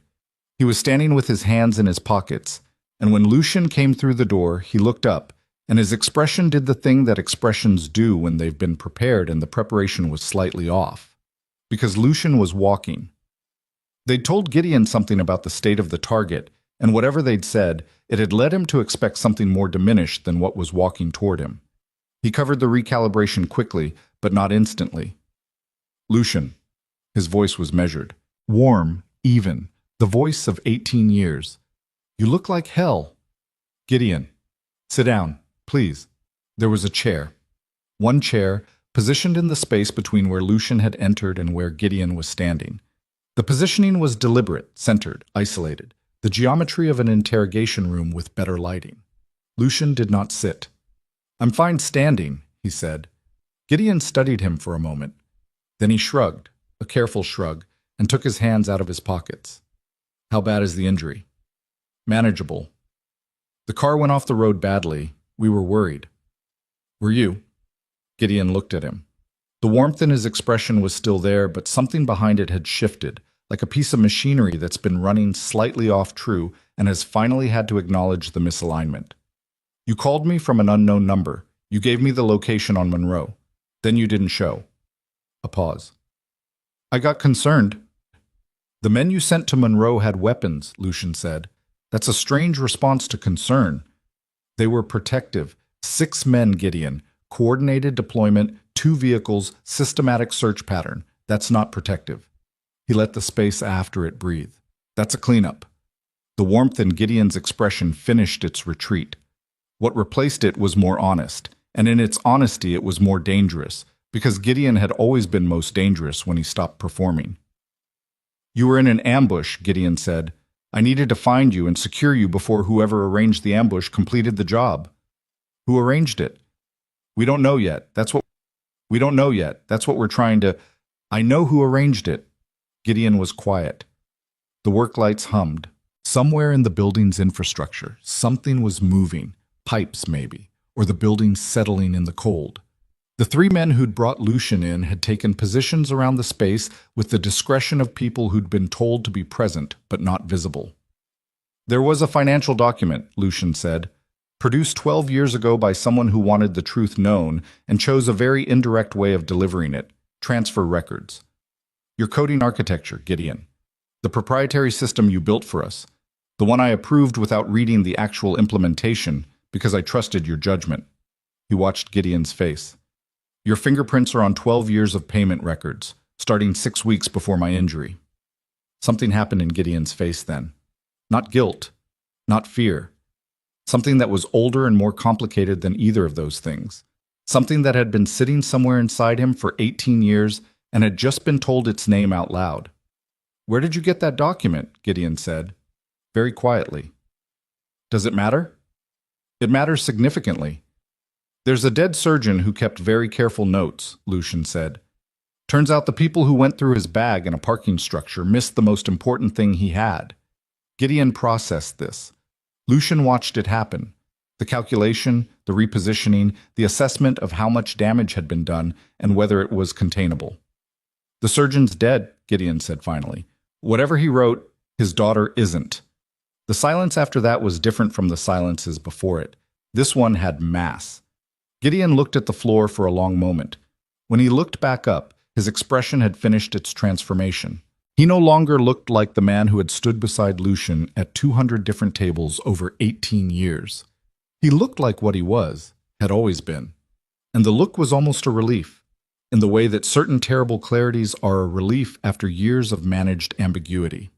Sit down, Lucian, he said. I told you. Sit down. His voice had dropped entirely of its texture, flat and functional and honest in the way that things become honest when the performance is finished. You're bleeding through your shirt. You can see it from here. You've been standing since you walked in because you don't want to show weakness, and I understand that, but we both know what your body is doing right now. Lucian looked down. The compress had failed again, in the last stretch of walking. His shirt was dark on the left side. He sat down. Gideon came closer. Not threatening, just closing the space, the way you close space when you want to speak without the room hearing. He stood in front of the chair and looked down at Lucian with an expression that was, improbably, tired. The particular tiredness of someone who has been maintaining something enormous for a very long time. 12 years ago, Gideon said, you were 22 years old and your father had been dead for 8 months, and you had inherited something you didn't understand how to run. You were going to get yourself killed within 2 years, not by enemies, by your own decisions. You were too aggressive, too visible, too unwilling to build the kind of patience that this life requires. He said it without cruelty, just as documentation. I made a decision. You arranged to have me killed. I arranged for a correction. The intention was not... He stopped. Recalibrated. The intention was incapacitation, not death. The surgeon complicated that. He was better than expected. The intention was incapacitation, Lucian said, and his voice came out very level in a way that he was aware required active management. You had me stabbed and left internal damage that almost killed me because you thought I needed a correction. I thought we needed leadership with experience. I thought 3 months of recovery, of vulnerability, of depending on others. I thought it would change how you operated, make you more careful. A pause. It did. You came back different, more measured. You built something that has lasted, Lucian. The last 12 years have been the most stable the organization has. My driver is dead, Lucian said. The man in the passenger seat is dead. Marcus had a daughter. She's 9 years old. He worked for me for 6 years, and he is dead tonight because you arranged an ambush to finish something you started 12 years ago, and you are standing in front of me telling me about stability. Gideon was quiet for a moment. The operation tonight was not my preference, he said. Whose preference was it? There were pressures. Organizational, external. Certain people have become aware that the document you described might exist, and they believe that if it surfaces, it will damage not only me, but the infrastructure that other people know, Lucian said. There are associates who have a shared interest in how many people know what you did 12 years ago, Gideon. Gideon looked at him. Enough, he said. That tonight was not something I could prevent. It was something I could only shape. The full architecture of it arrived in Lucian's understanding then, not piece by piece the way it had been arriving for the past several hours, but all at once, the complete structure. Gideon had not been acting alone. Gideon had spent 12 years building alliances, both inside and outside the organization, people who knew enough of the truth to be compromised, and who therefore needed the truth to remain buried. Tonight was not one man's decision. Tonight was a coalition's decision. The woman was Gideon's final loose end. But Gideon was someone else's asset, and whoever those people were, however many of them, wherever they were positioned, they knew about the surgeon's daughter now because Gideon had just demonstrated that he knew, and Gideon did not keep information private from people who had leverage over him. Mara was in more danger than he had understood 10 minutes ago. The phone, the photographs, the journalist with the memorized number. 20 minutes had passed since he'd left the apartment. Maybe 22. It was either enough time or it wasn't. I need to ask you something, Lucian said. Gideon looked at him with the expression of a man who has said the true thing and is now in the particular exhaustion that follows. The surgeon, Lucian said, Adrian Ellison, the parking structure. Did you order that? Gideon held his gaze for a long moment. Yes, he said. The word fell into the space between them and did not echo. It simply sat there, honest and irreversible, the way certain words are when they've been held for too long and finally released. Lucian had known. He'd been building toward knowing since Mara had said they said it was a robbery. But knowing and hearing the confirmation were different experiences, and he had to breathe through the difference because the part of him that was not the careful, strategic 34-year-old head of an organization, the part that had been 22 once and trusted a mentor completely, that part registered the word in a way that moved through his chest like something physical. He looked at the floor. Concrete. The impression left by decades of heavy machinery. He looked back at Gideon. I want to tell you something, Lucian said, about the document, about the photographs of the surgeon's notes, about what's been transmitted in the last 20 minutes, and where it's been transmitted to and who is currently reading it. Gideon stiffened. Because, Lucian continued very quietly, you are about to make a decision about what happens next, and I want you to make that decision with accurate information. The work lights hummed. The three men positioned around the space had become very still. Gideon's hands, which had returned to his pockets, were no longer relaxed inside them. Talk, Gideon said. And Lucian, sitting in a chair with a failing compress against a 12-year-old wound and no weapon, and three men between him and the door, began to the photographs, Lucian said, were transmitted 40 minutes ago. He watched Gideon's face absorb that. Watched the calculation begin. 40 minutes. Transmission. To whom? From where? What damage? What containment window? To a journalist named Elena Maris, Lucian continued. Financial investigative background. 8 years of that before she moved to long-form work. She was looking at this organization 3 years ago and backed off when someone persuaded her to. I'm told the persuasion was significant enough that she remembers it clearly. He kept his voice even. No performance, just information delivered at a pace that allowed each piece to settle before the next one arrived. The photographs include the financial transfer records, your coding architecture, your account designators, 18 months of payment records beginning 6 weeks before my injury. My father's surgeon documented everything. Gideon had gone very still. The journal entries identified G as the architect. They document the timeline. They document the 3 subsequent deaths your cleanup operation produced. They include a description of the method used to make Adrian Ellison's murder look like a robbery. Lucian paused. Elena Maris is currently reading all of that. She has context. She has the financial background to understand what she's reading. And she has, I'm told, 18 months of prior research that she was persuaded to set aside. You're bluffing, Gideon said. His voice was controlled. But the control had an edge now that hadn't been there before, Deke. The edge that appears when someone is no longer certain of the ground. The phone that transmitted the photographs belongs to a woman who has no connection to this organization. It was not on any list you compiled. The transmission happened before your men arrived at her apartment. Lucian held his gaze. I'm not bluffing. Gideon turned away, not retreating, thinking. He walked 3 steps toward the far wall and stopped and stood with his back to Lucian. And Lucian watched the set of his shoulders, the particular stillness of a man whose mind is moving very fast. Then Gideon turned back around. It doesn't matter, he said. Lucian waited. Photographs of handwritten notes, old documents in a dead man's proprietary coding system. A journalist with a known adversarial relationship to this organization, receiving materials from an anonymous source. Gideon came back toward him, his voice steadying as the argument organized itself. That's not evidence. That's a narrative. It requires corroboration. It requires chain of custody. It requires someone willing to go on record, and the people who could go on record are either dead or inside this organization and will say whatever I need them to say. The original journal exists, Lucian said. Where? The surgeon's apartment, secured. We'll find it. Maybe, Lucian said. And maybe by the time you find it, Elena Maris has already published what she has, and the original journal becomes corroboration for an existing story rather than a standalone document that can be discredited. He leaned forward slightly, pressing his hand against his side. You spent 12 years building something, Gideon. You built it carefully. The infrastructure is real. The alliances are real. The money is real. But you built all of it on the assumption that the one person who had direct knowledge of what you'd done, the surgeon, was gone, and the evidence went with him. A pause. It didn't.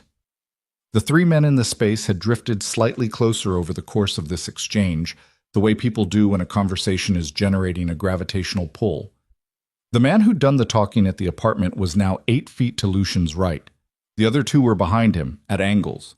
Gideon looked at them, then at Lucian. This is the offer, Gideon said. It was not a question. I'm not here to make offers. Then what are you here to do? I'm here because your men put me in a car, Lucian said. I didn't choose this room. Something moved across Gideon's face. Almost amusement, the particular kind that appears when a situation has become absurd enough to produce it involuntarily. No, you didn't. He put his hands back in his pockets. What does the woman want? Her father's name cleared. That's all? That's what she asked for. And you? What does Lucian Vare want from this conversation that justifies the amount of talking you're doing instead of asking me to let you go? Lucian looked at him.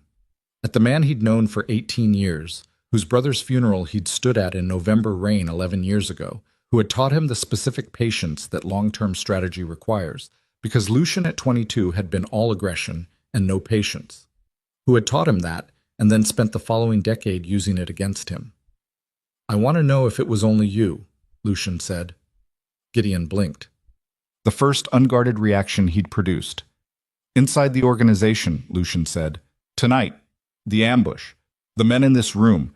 Is there anyone still beside me who is actually beside me, or did you get all of them? The question sat in the air. Caspar, Gideon said finally. Dmitri Caspar. He doesn't know. I never read him in because he was too close to you and too honest to manage reliably. He's been outside the operational circle for the last 3 years. Dmitri Caspar, 51 years old, had been with the organization for 23 years, predating even Gideon's full integration. Ran the Eastern Distribution Network, a man who communicated through face-to-face meetings and handwritten notes because he'd never trusted digital infrastructure, which meant Gideon had never been able to monitor him cleanly enough to compromise him. Where is he right now? Lucian said. His place in Pilsen. He goes there on Fridays. Phone? Landline, you know the number. Lucian did know the number. He'd called it twice in his life, and both times it had been answered before the second ring, because Casper had always kept his phone close and picked up fast. "The phone you took from me," Lucian said to the man on his right. The man looked at Gideon. Gideon, after a moment, nodded. The man produced Mara's phone, held it out. Lucian took it, looked at the screen. The battery was at 11%, which meant the transmission to Elena Maris had taken more out of it than he'd hoped. He opened the dialer, typed the number from memory. It rang once. "Yeah," Casper said. His voice was the same as it had always been, like something that had been weathered and was now past the point of further weathering. "It's Lucian." A pause. The particular quality of a pause from a man who has just heard something that requires rapid internal adjustment. "You're dead." "No." "The car—" "I'm in the warehouse on South Paulina. Gideon's here." He watched Gideon while he said it. Gideon did not move. "I need you to do something." "Tell me." 12 of the captains in the Eastern Network, the ones who report to you directly, not through the central chain. I need you to contact each of them in the next 20 minutes and tell them the following. He organized it as he spoke. That there is a document package being transmitted through a journalist named Elena Maris. That the package contains evidence of organizational corruption extending 12 years. That any attempt to suppress, discredit, or interfere with that transmission will be documented and attributed. That the source of the corruption is being addressed, and they will receive confirmation through you personally before any organizational decisions are made. He paused. "Can you do that in 20 minutes? 15, Casper said. "I'll call you back." He ended the call. Looked at the phone screen. 9% now. He put it in his pocket. Gideon had watched this entire exchange without moving and without speaking. The men in the room had also not moved, which told Lucian that Gideon had not given a signal, which told him that Gideon was still processing, still running the new arithmetic. The arithmetic had changed significantly in the last 3 minutes. 12 captains in Casper's network, receiving direct communication from the most senior member of the organization outside the central chain, telling them that documentation of 12 years of corruption was in the hands of a journalist. That changed the silence calculation. Silence had value when it could be maintained uniformly. The moment 12 people knew there was a document, the value of silence collapsed because any one of them could become the person who confirmed it, and confirmation from inside the organization was the corroboration that Gideon had just argued the journalist lacked. "You brought a dead man back," Gideon said. "Casper was never gone. You just made sure he wasn't in the room. That phone call just made this significantly harder to contain." "That was the intention." Gideon looked at him for a long time. "You know I can't let you walk out of here." "You can," Lucian said. "You're choosing not to." "The distinction is everything." Lucian pushed himself to his feet. His left side sent up a response that was close to the upper limit of what he could absorb without it showing, and he absorbed it, and it showed slightly, and he couldn't do anything about that.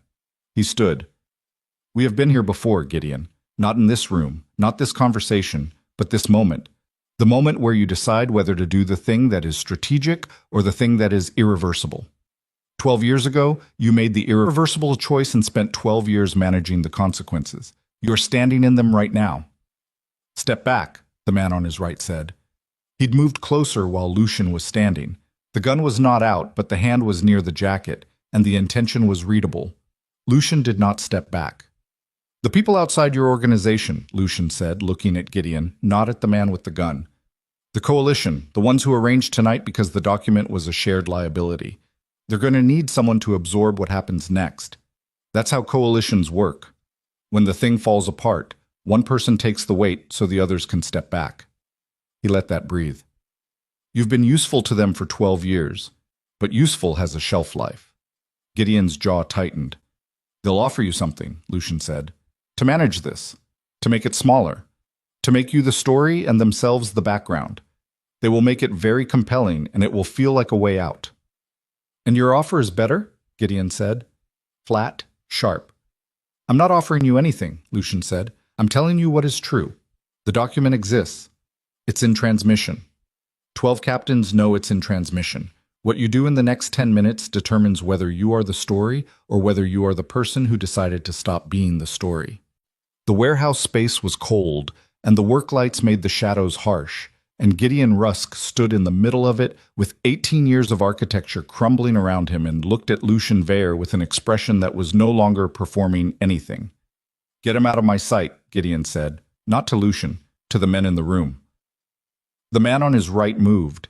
His hand came out of the vicinity of his jacket and landed on Lucien's arm, and it was not gentle this time. It was the grip of someone who has received an order and is executing it without further interpretation. Lucien's left side registered the movement required to keep his balance as an escalating objection. He was walked to the far end of the warehouse, away from the work lights, into the portion of the space that was dark and unheated and smelled more strongly of its industrial past. There was a door there, storage, or an office at some point, now bare. He was put through it.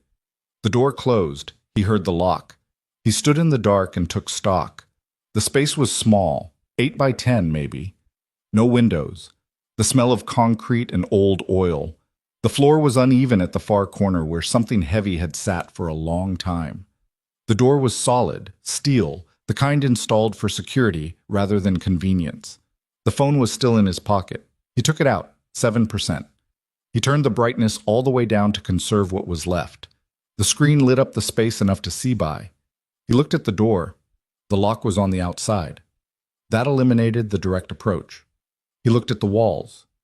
Concrete block, the real kind, not the cheaper modern equivalent. They'd built things with weight in this era. No give, no softness. He looked at the ceiling. Drop tile, the kind that could be lifted. He reached up. His height and the ceiling height were close enough. He pressed one tile with his fingertips and it moved. Above the tiles, a gap. Standard commercial construction of this age, 8 to 10 inches between the drop ceiling and the structural ceiling, enough for HVAC, conduit, and wiring. He looked at what he could see by phone light. Conduit running east-west. A beam. Not enough space to move through horizontally. Enough, potentially, to access something adjacent to the storage room if the drop ceiling ran continuous across the partition wall. He looked at the wall adjacent to the door. The partition wall, not concrete block, a later addition, drywall on metal studs. He pressed on it near the top, near the ceiling line. The drywall had give. He took his jacket off, folded it, set it on the floor. He was going to need both arms, and he was going to need to move quickly, and the jacket would restrict that, and the cold was a secondary problem. The compress on his side was wet again. He could feel it. He didn't look. He found the metal stud by pressing along the wall. A hollow sound between studs, a resistance where the stud was. The stud was 16 inches from the corner. He put both hands flat on the drywall between the corner and the stud and pushed. Drywall is held by screws into the stud frame and by its own rigidity. Old drywall, in a space that has been damp and dried repeatedly, loses some of its rigidity. He pushed and felt it flex and pushed harder. It cracked along a horizontal line near the ceiling. He stopped, listened. Outside voices. Not close. The main warehouse space where the work lights were. He couldn't make out words. He pushed again, this time upward rather than outward, working the cracked section loose. A piece came free, 12 inches by 18, roughly. And the gap behind it was dark, and he pushed his arm through and felt the adjacent space. Not another room. A service chase. A vertical space running between the storage room wall and the outer wall of the building. 2 feet wide, running floor to ceiling, containing electrical conduit, and running up the left side, an old pipe that was cold to the touch. He made the opening larger. 2 more sections of drywall, each one requiring the same controlled application of force, each one producing sound that he worked to keep below the threshold of audibility from the main space. His side told him things with each exertion that he was keeping himself from fully processing. The opening was now large enough. He went through. The service chase ran to the right, toward the front of the building, and to the left, toward the back. He went left. His phone in his hand, brightness still minimized, enough light to see the floor and the walls and the conduit overhead. The floor of the chase was concrete, interrupted every few feet by the edges of the structural flooring. He moved as quickly as the space in his left side would allow. 40 feet, 50. The chase ended at a wall, another concrete block wall, the exterior of the building. To his right, a door. Not a finished door, a utility door, the kind that gives access to the exterior mechanical systems. Metal, but a different metal from the storage room door, thinner, with a different kind of hardware. A push bar on the inside. Emergency egress. He pressed his back against the wall beside it and checked the phone. 4%. He opened the dialer and called Casper's number. One ring. Done, Casper said. All 12, 22 minutes. I'm at the South Paulina warehouse. I need extraction from the rear. Not the main alley, the east side. There's a secondary access. 10 minutes. Make it 7. He ended the call. 2% now. He called one more number, the last one he would have battery for. It rang 4 times. Then Mara's voice, careful, quiet. The voice of someone who was in a situation where quiet was appropriate. Yes. It's me. Are you safe? I'm at a neighbor's. A woman on my floor. She didn't ask questions. A pause. The journalist called me back. Lucian's chest did something. She had the materials already, Mara said. She'd received them.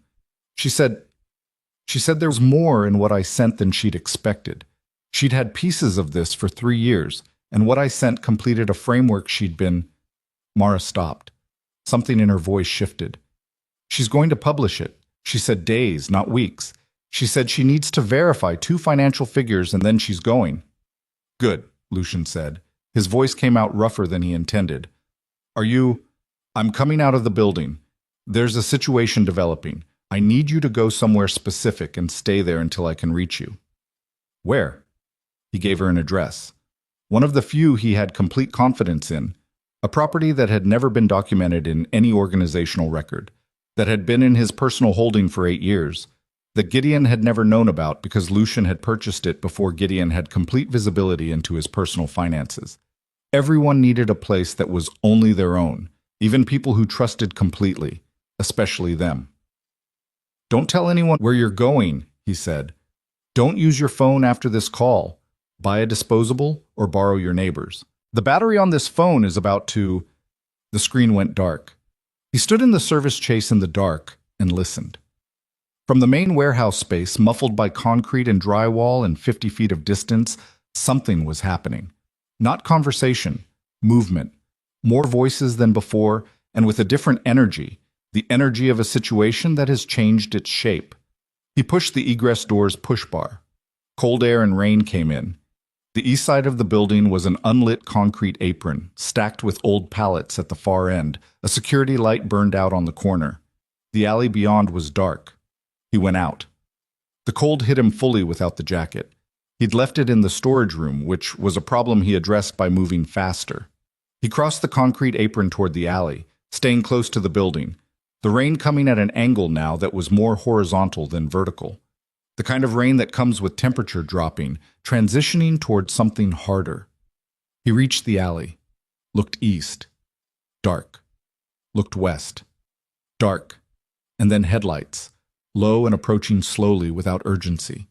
Casper's car was a dark green sedan that had been purchased, used, and maintained obsessively, the kind of vehicle that was invisible because it was ordinary. Casper himself was driving. He was 60 years old, but his driving reflected someone who had been in situations where driving was a survival skill and had taken that seriously. The car stopped. Lucian got in the back. Casper looked at him in the rear-view mirror. He had a face that had been beaten into its current shape by decades of a particular kind of life and had emerged from that process looking resolved. He looked at Lucian for 3 seconds, taking in the wet shirt and the pressed hand and the absence of jacket. Hospital, Casper said. No. You're bleeding. Drive. I'll tell you where. Casper drove. He didn't argue, which was one of the things about him that had always been valuable. He read the room, he made his assessment, and then he either acted or asked one question and acted on the answer, a rare quality. How many know? No, Lucian said. Of the 12? All of them by now. Word moves. A pause. Casper's eyes in the mirror. There are people inside who knew what Gideon was doing, Lucian. Not all of them, not most, but some. I know. You'll need to address that. I know that too. You look like you're a few hours from not being able to address anything at all. Lucian said nothing. His side was past the point of being managed by pressure and focus. It was becoming a primary fact rather than a background one. There's a doctor, Casper said. Someone outside the normal channels. I've used him twice. Discreet. Not tonight. Then tell me why not, and I'll accept it. Because I need to be at an address in 40 minutes, and if I go somewhere first, I won't make 40 minutes. Casper said nothing to that. He drove. The address was 22 minutes away. Lucian sat in the back and pressed both hands against his left side and looked out the window at Chicago moving past in the rain, the city that had been his entire world since birth, that he had navigated and controlled and occasionally loved. And he thought about a conversation he'd just left, about Gideon standing in work light saying the intention was incapacitation, not death, as if the distinction absolved anything, as if the intention with which you damage someone's body and their life and their future and the body of the man who saved them, as if any of that was meaningfully different from the outcome. He thought about Marcus. 6 years, a 9-year-old daughter. He thought about Adrian Ellison in a parking structure with his bag open.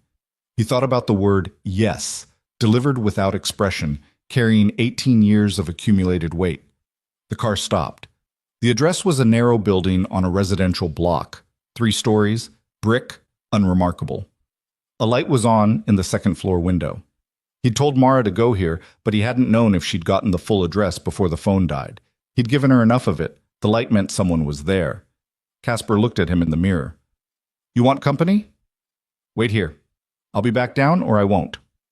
That's not the most reassuring thing I've heard tonight. No, Lucian said. It isn't. He got out of the car. The rain had transitioned, coming down now as something between rain and sleet, the kind that stings. He crossed the sidewalk, pressed the entry buzzer for the second floor. A pause. Then Mara's voice, through the intercom, very careful. Who is it? Is it Lucian? A longer pause.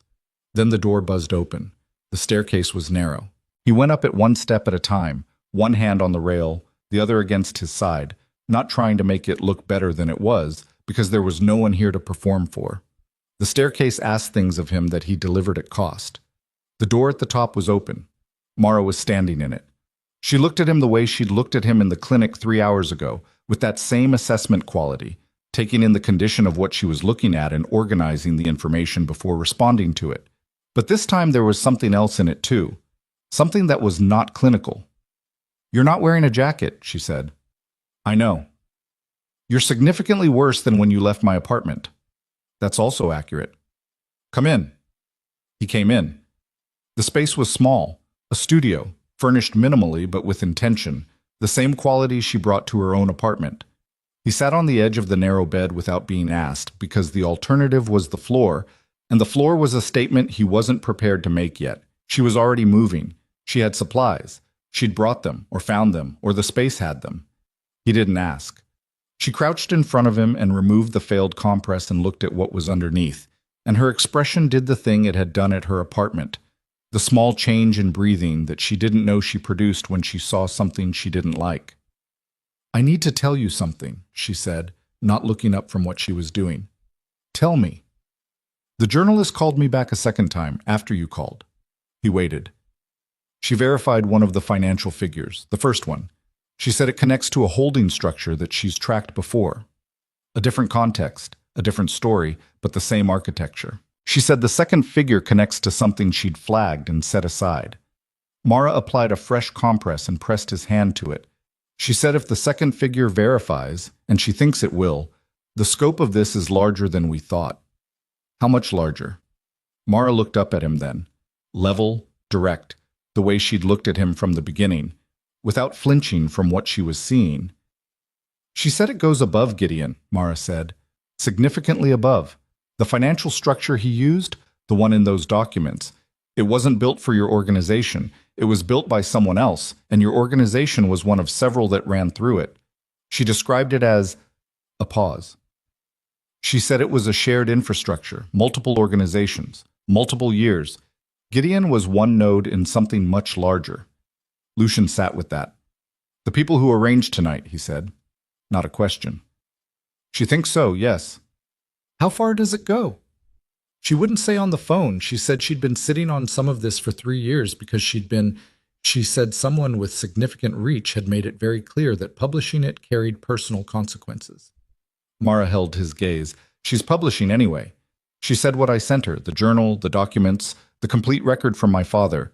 She said it's the piece she didn't have. She said without provenance, it was a story. With it, it's a reckoning. The word landed in the room. Lucian thought about Gideon in the warehouse, saying, I can't let you walk out of here. Thought about the coalition, the people outside the organization who had shared liability, who had arranged tonight because the document's existence was a collective problem. Thought about how those people were going to respond when they understood the scope of what was now in a journalist's hands. The window in the studio had a view of the street. Rain on glass, the sleet coming harder now. Through it, distorted by the water, the street below, and Casper's green sedan at the curb, and beyond that, coming from the east, a vehicle moving slowly. Too slowly. Lucian was on his feet before the sentence in his head completed. Turn the light off, he said. Mara turned it off. The room went dark except for the diluted glow from the window. He looked. The vehicle had stopped. Not at the building, half a block east. Dark, engine running, wipers going. How did anyone know this address? Mara said, very quietly, beside him. They didn't get it from me, Lucian said, which left Casper. Casper, who had been in the car when Lucian gave Mara the address over the phone. Casper, who Gideon had said he'd never read in, which was exactly what Gideon would say if he needed Lucian to trust someone. Casper, who had driven him here without argument, without asking questions, and was now sitting at the curb below. Lucian looked at the street. The vehicle to the east hadn't moved. Casper's sedan hadn't moved. Two vehicles, different directions. Is there a back way out of this building? He said. Mara was already at the door. Service stairs at the end of the hall. Do you have the journal, the documents? She held up the metal box. She'd brought it from her apartment in the rush. She'd thought to bring it, which was either presence of mind or habit, and either way he was grateful for it. Then we move, he said. The journalist already has the photographs, Mara said. Even if they... The journalist has photographs. The original journal is corroboration. Without it, the photographs are reproducible, deniable, potentially fabricated. That's the argument they'll make. The original is the thing that can't be argued away. He looked at her. Is the journalist publishing with or without the original? Mara was quiet for a moment. She said she'd prefer the original. She said she could go without it, but the original makes it irrefutable. Then we keep the original out of their hands. They went into the hall. The service stairs were at the end, a door that said no exit, which meant it was an exit that someone had decided shouldn't be used routinely. Mara went through it without hesitation. The stairs went down and left them in a rear space. Not quite an alley, more of a utility area between buildings, concrete and wet, and lit by nothing. Lucian looked east along the back of the building, then west. Behind them, from the front of the building, a sound, a door, and then footsteps in the entry. They were in the building. He looked at Mara. She was looking at him with the expression she'd worn from the very beginning of this night. Not panic, not paralysis, but the specific alertness of a person who has accepted the situation and is working the problem. Where does this go? He said, indicating the space between buildings. West, comes out on the parallel block. How long? 2 minutes. Go. She went. He went after her. The space between buildings was tight enough that they moved single file, Mara leading because she had better footing and was carrying the box, and because she knew where she was going. The concrete underneath was wet and had debris. Old bricks, a section of pipe, the residue of a building that had been modified without being fully cleaned up. Behind them, from the building they'd just left, voices. 2 of them, close to the service door. Lucian moved faster. His side had stopped negotiating and moved into the territory of delivering direct and unambiguous messages. He acknowledged them and kept moving. There was a point at which the body's protests had to be heard and a point at which they had to be deferred, and this was the second kind of point, and he knew the cost would come due later and chose to accept that. They came out onto the parallel street. Mara stopped. Looked left, looked right. A cab was moving down the block. Not a rideshare, an actual cab, yellow, which meant it could be flagged without a phone and without a digital record of the transaction. She stepped off the curb and raised her arm. The cab stopped. She looked at Lucian. He looked at her. Her hair was soaked again, and she was carrying a metal box with a dead man's journal in it, and she had been in motion for 4 hours since she'd found a man bleeding in her father's clinic, and she looked, not defeated, not broken. She looked like someone who had passed through the worst of something and was still moving. He got in the cab.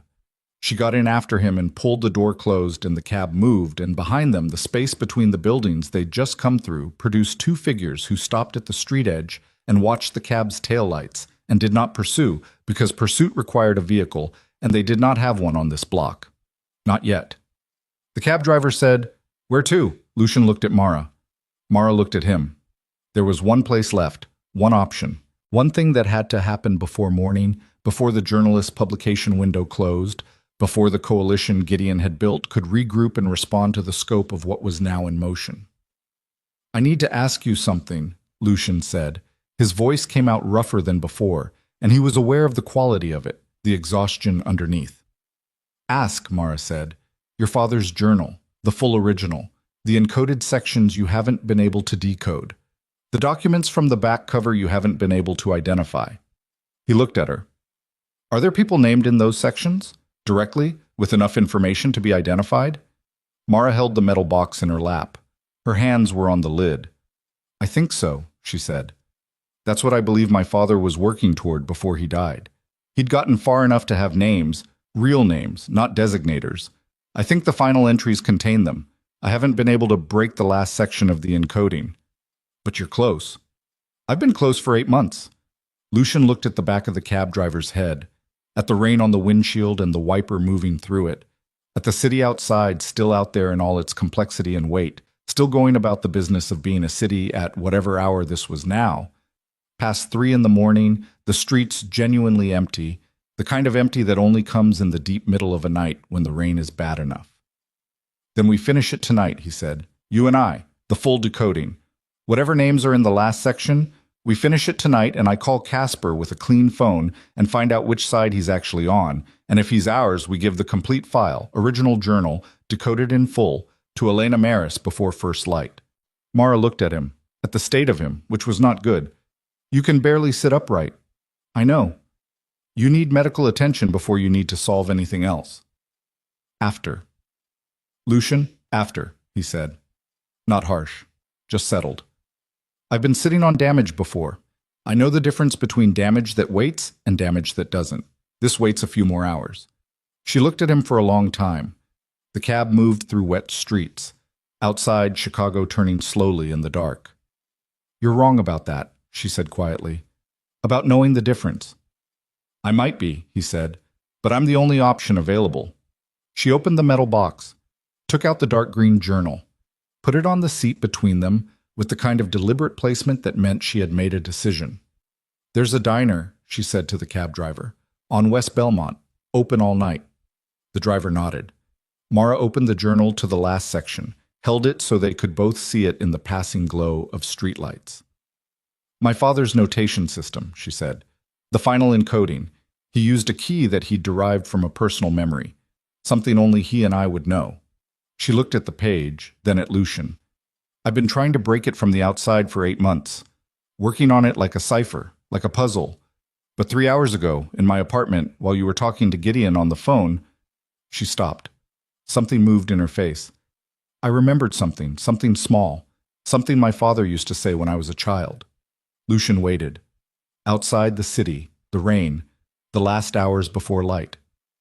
"If I'm right," she said, "I can decode the final section in under an hour." "Are you right?" She looked down at the journal, at her father's small, careful handwriting. "I think he left it for me," she said. "I think he built the key from something only I would know because he intended me to find it. Not a stranger. Me." Her voice was level, but something underneath it was not. "I think he knew at the end that he wasn't going to be able to bring it out himself, so he made sure I could." The cab moved west through the rain, and the night pressed down on all sides, and Lucian looked at the journal in the space between them, at the pages where a careful, frightened, brave man had hidden 12 years of truth in a language only his daughter could finally read, and understood that the thing which had begun with a wound and a surgeon and a midnight surgery 12 years ago was arriving. Now, at the moment it had always been traveling toward. The names were in those pages. The names that connected Gideon to the coalition above him, the shared financial infrastructure, the people with significant reach who had warned a journalist 3 years ago and arranged an ambush tonight and sent men to a third-floor apartment and tracked a cab through rainy streets because a dead surgeon had been too thorough and too careful and too loving to leave his daughter without. The diner on West Belmont was the kind of place that existed specifically for the hours between 2 and 5 in the morning, not because anyone had designed it that way, but because it had survived long enough to become that by default. The booths were red vinyl that had cracked and been repaired with electrical tape. The coffee was bad in a consistent way that regulars found reassuring. The woman behind the counter had the face of someone who had heard everything and retained none of it, which was exactly what Lucian needed. They took the booth farthest from the door. Mara put the journal on the table between them and opened it to the final section. The encoding was her father's. She'd explained it in the cab, the notation system, the way Adrian Ellison had layered a personal key over a simple substitution cipher so that the output looked like medical shorthand to anyone who wasn't looking for a hidden structure. She'd spent 8 months attacking it from the outside. What she'd remembered in the apartment, the thing her father used to say when she was small, was the inside. She wrote in her notebook. Numbers, then letters, then whole words emerging from the shorthand like something surfacing from deep water. Lucian sat across from her and drank bad coffee and kept his hand against his side and watched her work. He did not rush her. He had learned, somewhere in the past 6 hours, that rushing Mara Ellison produced exactly nothing. She moved at the speed of the problem, not at the speed of the pressure around her, and that was either infuriating or admirable depending on which side of it you were on. At 4:17 in the morning, she looked up. 7 names, she said. She turned the notebook so he could read it. He read it. He knew 4 of them personally. One was a city official, a position in the financial oversight department, a man who had been in that position for 9 years and who had signed off on permits and assessments that had always resolved themselves in convenient directions. One was an attorney he'd seen at a distance, twice, at events he'd attended with Gideon, always introduced as someone tangential. 2 were names from outside Chicago, one Detroit, one Milwaukee, representing the organizational nodes that the financial infrastructure had also run through. The other 3 he didn't recognize. But Mara had decoded her father's annotations beside each name, and the annotations were specific, account numbers, dates, transaction amounts, the kind of specificity that was not assembled from inference, the kind that came from documents. Where did he get this? Lucian said. The document that was sent to him anonymously, she said. He decoded more of it than he told me in the journal entries, or more than I understood from reading the entries before I had the key. The later notation, the last 3 months of entries before he died, it's almost entirely the document. He'd decoded most of it. He had all of this. Yes. And someone knew he had it. Mara looked at the notebook, then at her father's journal beside it, the dark green cover worn at the corners. He was so careful, she said. Quietly. Not grief exactly. Something past grief, the place grief goes when it's been lived with for long enough. He encrypted everything. He hid it where no one would look. He was trying to get it to someone who could use it without getting himself killed in the process. He didn't have enough time, Lucian said. No, she said. He didn't. Lucian looked at the 7 names. Then he reached across the table and picked up the notebook. I need a phone, he said. The woman behind the counter, when asked, produced a cordless handset from beneath the register without comment and slid it across the counter in exchange for a $20 bill. Lucian took it back to the booth. He called Casper. The phone rang 7 times. Then, yeah. The voice was the same, Casper's voice. Lucian held the handset and listened to it and made a decision in the space of 3 seconds based on 18 years of learning how people sound when they're performing and how they sound when they're not. Casper sounded like himself, tired, direct, waiting. The building, Lucian said. The address I gave you. Were you followed there? A pause. Short, but present. I didn't check the mirror enough. I thought... Another pause. Lucian, I didn't know they were running a secondary on me. But they were. I think so. Yes. Lucian absorbed that. Not betrayal, carelessness, or a surveillance capability he hadn't accounted for, which was a different category of problem. I'm going to give you 7 names, he said. Write them down. He read them. Heard Casper writing on the other end, the particular scratch of pen on paper.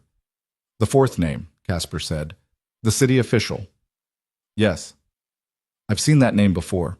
3 years ago. On a document that Gideon asked me to destroy without reading. A beat. I read it before I destroyed it. It was financial. I didn't understand what I was looking at then. You understand now. More than I'd like. A pause. What do you need? Elena Maris, the journalist. I need her number, and I need you to tell me, honestly, whether you have any exposure to the names on that list. No exposure. Then call her. Tell her Lucien Weyer wants to meet, in person, before 7 this morning. A longer pause. You're going to meet a journalist. Yes. That is not something you have ever done. No, Lucien said. It isn't. He gave the handset back to the counterwoman. She took it without looking at him and went back to whatever she'd been doing before, which appeared to involve a crossword puzzle that had been abandoned at approximately 15 across. He sat back down across from Mara. She was looking at him with an expression he'd seen before, the assessment quality, but warmer now, or maybe he was reading it differently because the past 6 hours had recalibrated something in how he read her. You're going to give her the journal, Mara said. The journalist needs the original. I know. Mara looked at the journal. Her hand rested on the cover, not gripping it, just touching. It's strange. I've had this for 3 years, and I've been trying to figure out what to do with it for 3 years, and now that the answer is obvious, I keep... She stopped. He would have wanted this. That's not the strange part. The strange part is that I spent 3 years being too afraid to make it happen, and tonight I didn't have a choice, and it turns out not having a choice is easier in some ways. Most things are easier without a choice, Lucien said. Is that your experience? He thought about it. About 34 years, 18 of them spent making choices in a particular context, the weight of those choices, the ones that were correct, and the ones that weren't, and the ones that couldn't be categorized cleanly as either. No, he said. Not really. The corner of her mouth moved, not quite a smile. Something that acknowledged the honesty of the answer. Outside, the rain had changed again. Back to rain proper, the sleet finished, a softer sound against the diner windows. The city outside was still dark, but with the particular quality of dark that meant morning was somewhere behind it, working its way forward. At 5:40 in the morning, Elena Maris walked into the diner. She was in her 40s, with the look of someone who had been awake for most of the night and had organized herself around that fact rather than fighting it. She wore a coat over what appeared to be clothes she'd been wearing since the previous day. She carried a bag that looked heavy with the weight of someone who kept everything important with them at all times. She looked at Lucien, and then at Mara, and then at the journal on the table. She sat down. You're Lucien Weyer, she said. Yes. You look terrible. People keep saying that. She looked at Mara. You're Adrian Ellison's daughter. Yes, Mara said. Elena Maris looked at the journal again. Then she looked at Lucien directly. I'm going to ask you something, and I need an honest answer. Ask. How much of what's in that journal implicates you personally? Lucien held her gaze. The original injury 12 years ago is in there, the surgery, the 3 months I disappeared. That's traceable to me. Anything prior to that is the organization's history, not specific documented events. And after the injury? 12 years of running an organization that does things that are not legal, he said. That's in there because Adrian Ellison tracked my recovery and the organizational context around it. It's not comprehensive, but it's not nothing. Elena Maris was quiet for a moment. You know that publishing this material creates exposure for you directly. I know. You're giving me this knowing that. Yes. She looked at him for 3 more seconds. Then she reached into her bag and produced a recorder, set it on the table. I'm going to need you to verify certain elements on the record. Not everything. Specific figures that I can't independently corroborate without your confirmation. She looked at both of them. After that, I need the journal, the original. Lucien looked at Mara. Mara picked up the journal, held it for a moment, both hands around it, the way you hold something you're letting go of for the last time. Then she set it on the table and slid it across to Elena Maris. My father's name, Mara said. His death. He was killed for what's in that journal. That needs to be part of the story. It already is, Elena Maris said. It's been part of the story I've been building for 3 years. Your father's death is in the first section of what I'll publish. She looked at Mara with an expression that had its own weight. He was thorough. The work he did, the documentation, the patience of it. It's the foundation that makes everything else hold. Without his record, the financial data is interesting. With it, the financial data is definitive. A pause. He did the hard part. I'm just the one who gets to finish it. Mara looked down at the table, pressed her lips together once, then looked up. Thank you, she said. The verification took 40 minutes. Lucian answered what he could answer and declined what he couldn't, and Elena Maris accepted the distinction without argument. She was too experienced to push for what wasn't on offer when what was on offer was already more than she'd had 24 hours ago. At 6:40 in the morning, she left the diner with the journal in her bag. The diner was quiet. The counter woman had been replaced by a man who was younger and less interested in the crossword. The coffee was the same. Outside, the rain had stopped, and the sky to the east had begun the slow, neutral process of becoming morning without committing to any particular quality of it. Lucian sat across from Mara and breathed in a way that was becoming more effortful than it had been an hour ago. His side had been sending up its serious messages for the better part of 2 hours, and the deferral account was drawing toward its limit. Now the doctor, Mara said. Casper gave me a name. I'll go with you. You don't need to. I'm aware I don't need to, she said. I'm telling you I'm going to. She said it with the same quality she'd had from the beginning.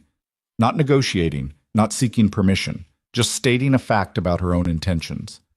You have a 12-year-old internal injury that was re-aggravated 6 hours ago and has been receiving intermittent attention at best for the duration of this entire evening. You need someone in the room who can communicate your medical history to a physician accurately.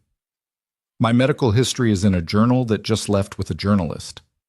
Your medical history is in my head, she said. I read those entries enough times to have them memorized. She stood up, picked up her coat, picked up her notebook, the one she'd used to decode her father's final section. She held it for a moment, looking at the 7 names written in her handwriting that had come from her father's handwriting through a key built from a memory only she possessed. She put it in her coat pocket. Come on, she said. He came. The physician Casper had named operated from an address in Logan Square, a ground floor practice with no sign outside and a buzzer system. I was awake when they arrived at 7:15, which suggested Casper had called ahead, and he asked no questions about how the injury had happened, which suggested he understood the context. He took Lucian into an examination room, and Mara stood in the doorway and provided the relevant history in the precise, organized manner of someone who had been sitting with the information long enough to deliver it cleanly. The original injury, the timeline, the nature of the aggravation, what she'd done in the field, and when. The physician listened and examined and said several things that were not encouraging but were not catastrophic, and the final assessment was that the damage was real and required attention but had not crossed into the irreversible category, which was closer than Lucian would have preferred but on the correct side of the line. He received treatment that he did not enjoy and tolerated without comment. When it was done, he sat on the examination table in the way that people sit when they've been through something significant and their body has just been given permission to register the full accounting of it, heavy, very still. Mara sat in the chair beside the table. She'd been awake for however long she'd been awake. He didn't know her schedule from before the clinic. Didn't know what kind of day she'd had before she came home to find her clinic door open and a bleeding man on the examination table. Long enough. Her eyes had the quality that eyes get when the adrenaline has fully withdrawn and only the baseline person remains. What happens now, she said. He thought about the 7 names, about Gideon in the warehouse saying, I can't let you walk out of here, and the decision that had followed that. About the coalition, whatever it was, whatever reach it had, receiving the news that a journalist had the full documentation and was publishing it, about the organizational decisions that would need to be made about the people inside who had known and participated, about Marcus's 9-year-old daughter. I'm going to turn over what I have to the people who can use it, he said. Not just Maris. There are other jurisdictions, other investigations that have been looking at some of these names for years without enough to move. I'll give them enough to move. Mara looked at him. That implicates you. Less than it implicates others, but yes. Are you prepared for that? I've been running something that operates in the dark for 18 years, he said. At a certain point, you either keep running it or you don't. Tonight was the point. What about Gideon? Lucian looked at the wall. A medical chart, the anatomical kind, the human body and diagram with everything labeled. He looked at it without really seeing it. He confessed, he said. In that warehouse, in front of 3 witnesses who work for him and who are going to need to decide very soon which side of what's coming they want to be on. The confession is not something that can be unmade. And the names in your father's journal connect to what Gideon built, which connects to tonight, which connects to the ambush, and to the 3 people who died in that car. He paused. The law will do what it does. I'm not going to execute him. I didn't ask you to. I know. He looked at her. I know you didn't. She held his gaze for a moment. Your father saved my life 12 years ago, he said, and I never... He stopped, reorganized. I was a good man who got pulled into something because he did his job well in a situation that required him to make an ethical choice. He made the right choice, and it cost him everything. He held Mara's eyes. That's not something I can make right. It's too old and the damage is too complete. But I can do what I said I would do. His name, his record, the documented truth of what happened to him, that I can make sure exists. Mara was quiet for a moment. When she spoke, her voice was level, but it cost something. He would have liked you, she said. That's strange to say, I know, given everything. But he was the kind of person who looked at what someone did rather than what they were, and what you did tonight. She stopped. You stayed. When you could have gone alone, you stayed. Lucian looked down at his hands. I was in the neighborhood, he said. She looked at him. After a moment, something in her expression shifted. That almost smile again, the one that wasn't quite there but was present in the vicinity. That's the worst thing you've said all night. Most of what I've said tonight has been bad. Some of it was necessary. That's the same thing sometimes. The physician came back through the door, looked at both of them, and said that his patient needed rest in a tone that suggested the statement was directed at whoever was going to make that happen. Mara stood up and thanked him. Lucian stood up with the careful deliberation of someone who has been told things about what their body is currently doing and has decided to take the information seriously. They left the practice at 7:50 in the morning. The street was fully light now, overcast, the post-rain kind of morning that is not quite one thing or another. Chicago was awake and functioning. Cars, a delivery truck, 2 people walking with coffee, the ordinary resumed. Lucian stood on the sidewalk and breathed the morning air, which was cold and clean, in the way air is after a rain has pushed everything through and left a temporary freshness in its place. Mara stood beside him. I can get you somewhere to rest, she said. The address you gave me last night, I assume that's yours. Yes. Is it safe now? Safer than it was. He thought about Casper and the secondary surveillance and the gap in the night's events that still needed to be addressed. I'll know more in a few hours. Then go rest. The rest of it will still be there when you wake up. That's not typically how it works. It's how it's going to work today, she said. Because the journalist has the journal, the network captains have been notified, and the people whose names are in the final section are going to spend the next 12 hours trying to manage what they can't manage. You being awake doesn't change any of that. She was right. He knew she was right. The particular clarity of someone who was looking at a situation from outside the weight of it was almost always going to see it more accurately than the person inside. He looked at her. What are you going to do? He said. She pulled her coat tighter, looked east down the street at the morning doing its neutral thing with the overcast sky. Go home. Clean up the mess your entry made of my clinic door. A pause. Go through my father's things again. Not because there's anything left to find. There isn't. But because I've been avoiding that for 3 years and I think I'm done avoiding it now. Is there anything left? He said. Of his things. Enough, she said. Enough that it takes the day. Books, mostly. He loved books. He had more books than a sensible person needs, and I've been keeping them in boxes because taking them out meant deciding they were mine now. She stopped. They're mine now. Lucian looked at the street, at the delivery truck pulling away, at the 2 people with coffee who had disappeared around a corner. The clinic, he said, what you're rebuilding, the funding, the renovation. If that needs... Don't, she said. He stopped. Don't make it a transaction, she said. She said it without heat. What happened tonight was not a transaction. You don't owe me a building. Adrian Ellison died because of something adjacent to me. My father died because a man who wanted power chose to do what he did, and other men chose to support it, and my father happened to be in the way of it. She looked at him directly. That's not your debt. That's Gideon's debt. And the universe's, for whatever that's worth. A pause. I'm not collecting from you. He stood with that. The wind came down the street cold and direct, carrying the smell of the lake from somewhere eastward. He'd grown up with that smell.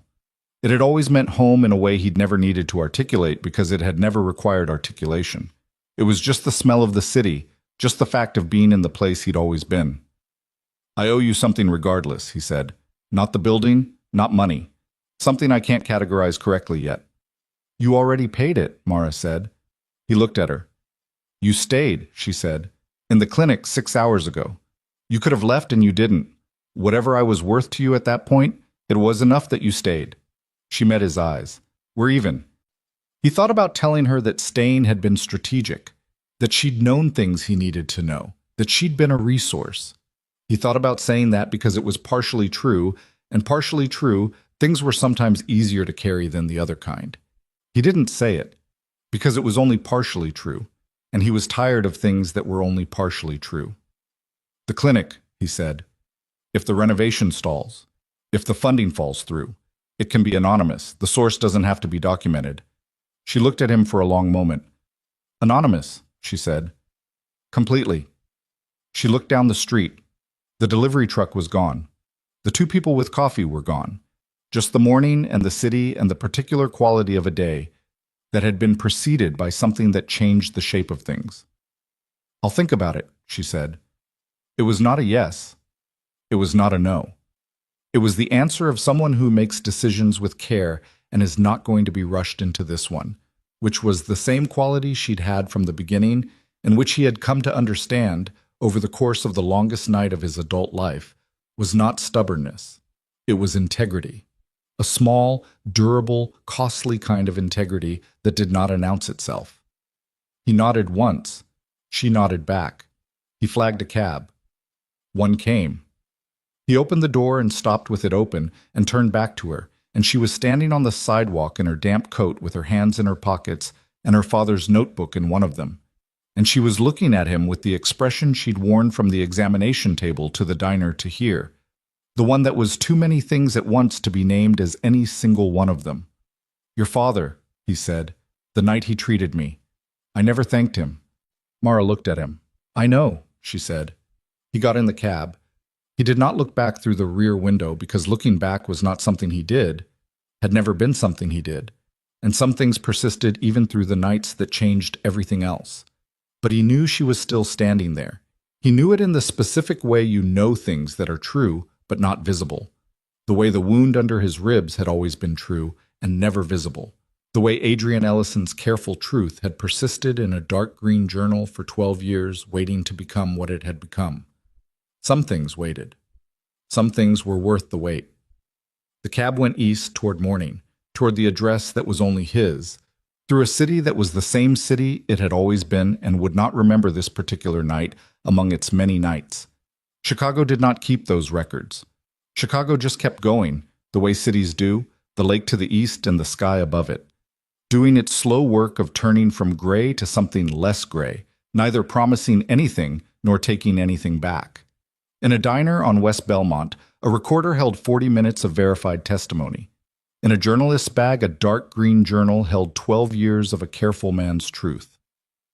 In the Eastern Network, 12 captains had received information that had already begun to move in the way that information moves when enough people hold it, sideways, unpredictably, toward the light.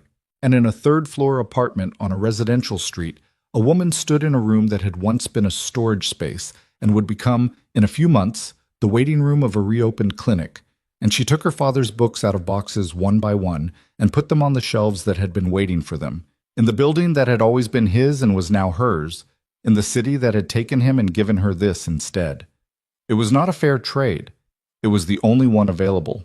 She put the books on the shelves, And the morning came fully through the window, and the rain did not return.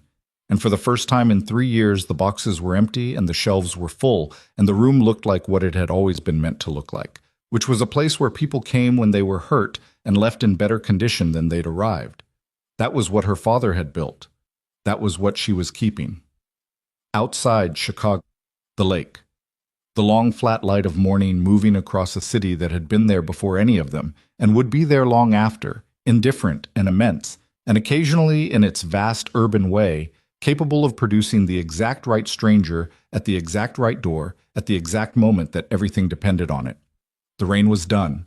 The wound remained, and both of them, in their separate parts of the city, carried it forward into the day, not as damage, not anymore, but as the thing that had led them to the truth, which was the only